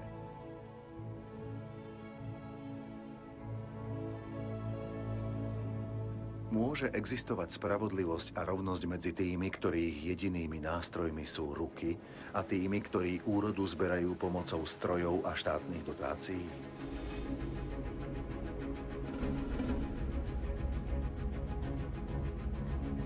Buďme zodpovednými spotrebiteľmi. Myslíme na to, čo kupujeme. Je neskoro byť pesimistom. Videl som poľnohospodárstvo ľudských rozmerov. Mohlo by nasýtiť celú planétu, keby výroba mäsa neuberala o jedlo ľudí. Videl som rybárov, ktorí dávali pozor na to, čo lovili a mali na pamäti bohatstvo oceánu. Videl som domy, ktoré vytvárali vlastnú energiu. 5000 ľudí býva v prvej ekologickej štvrti na svete v nemeckom Freiburgu. K projektu sa pridali ďalšie mestá a Bombaj bude už 1000 z nich. Vlády Nového Zélandu, Írska, Rakúska, Švédska a ďalších krajín si za prioritu stanovili rozvoj obnoviteľných zdrojov. Viem, že 80% energie, ktorú využívame, pochádza z fosílnych zdrojov. Len v Číne spustia každý týždeň 2 nové tepelné elektrárne. No v Dánsku som videl prototyp tepelnej elektrárne, ktorá uhlík namiesto do vzduchu vypúšťa do zeme. Riešenie budúcnosti? To ešte nikto nevie. Na Islande som videl elektráreň poháňanú teplom zeme. Geotermálna energia. Videl som morského hada, ktorý sa vznášal na vlnách, pohlcoval ich energiu a vyrábal elektrinu.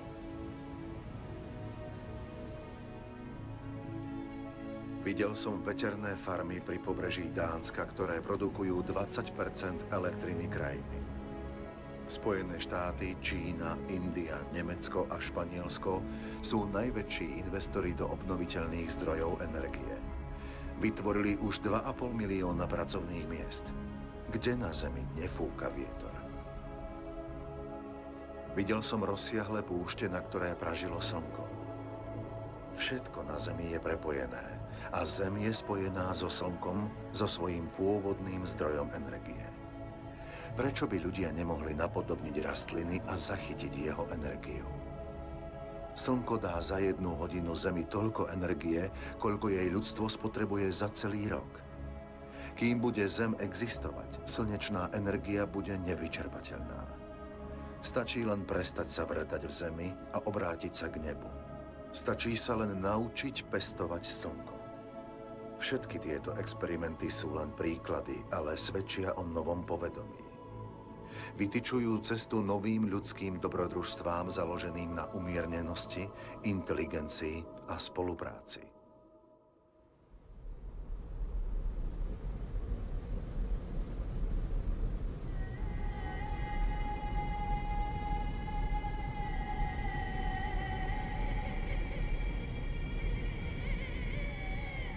Je čas spojiť sa. Nie je dôležité to, čo zmizlo, ale to, čo ešte ostalo. Stále máme polovicu svetových lesov, tisíce riek, jazier a ľadovcov a tisíce prekvitajúcich živočíšnych druhov. Vieme, že riešenia existujú. Je v našich silách urobiť zmenu. Tak na čo ešte čakáme?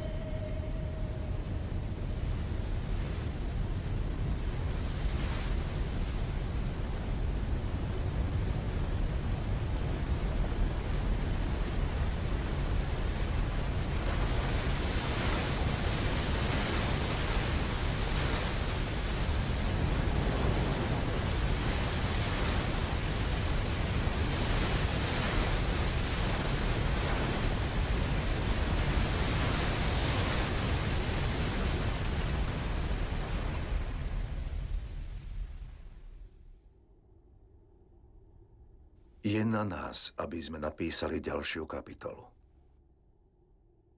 Spolu.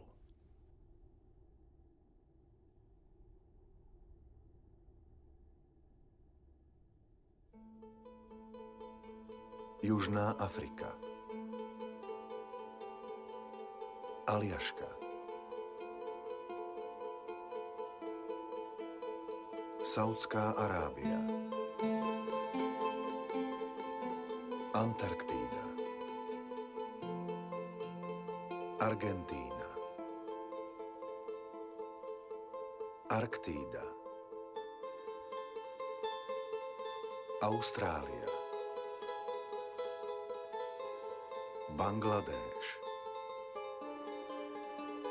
Botswana. Brazília. Kanada.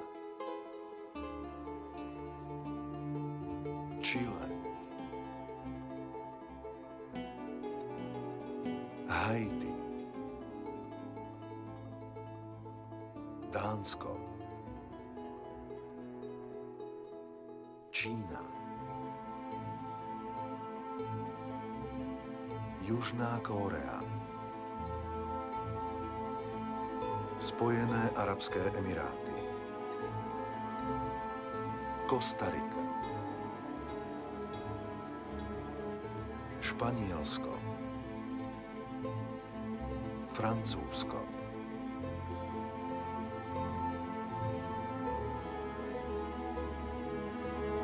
Gabon. Grécko. Grónsko. Mauritius. Dominikánska republika. India. Indonézia. Island.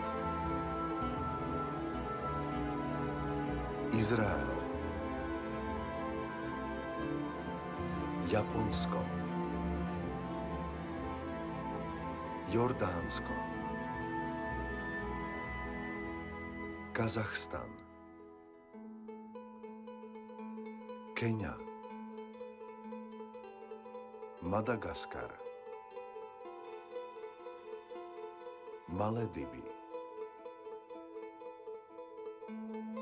Maroko. Mali. Mauretánia. Gibraltar. Nepál. Nigéria. Nórsko. Nový Zéland. Holandsko. Katar. Rusko.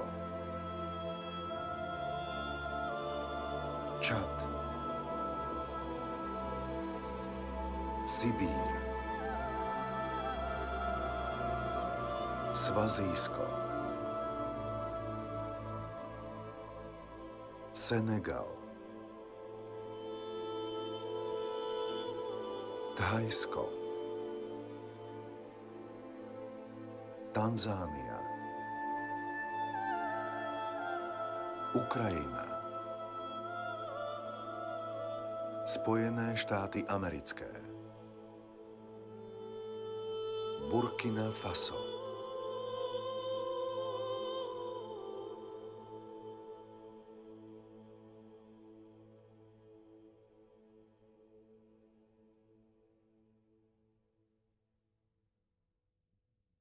Za podporu pri nakrúcaní osobitne ďakujeme 88 000 zamestnancom skupiny PPR.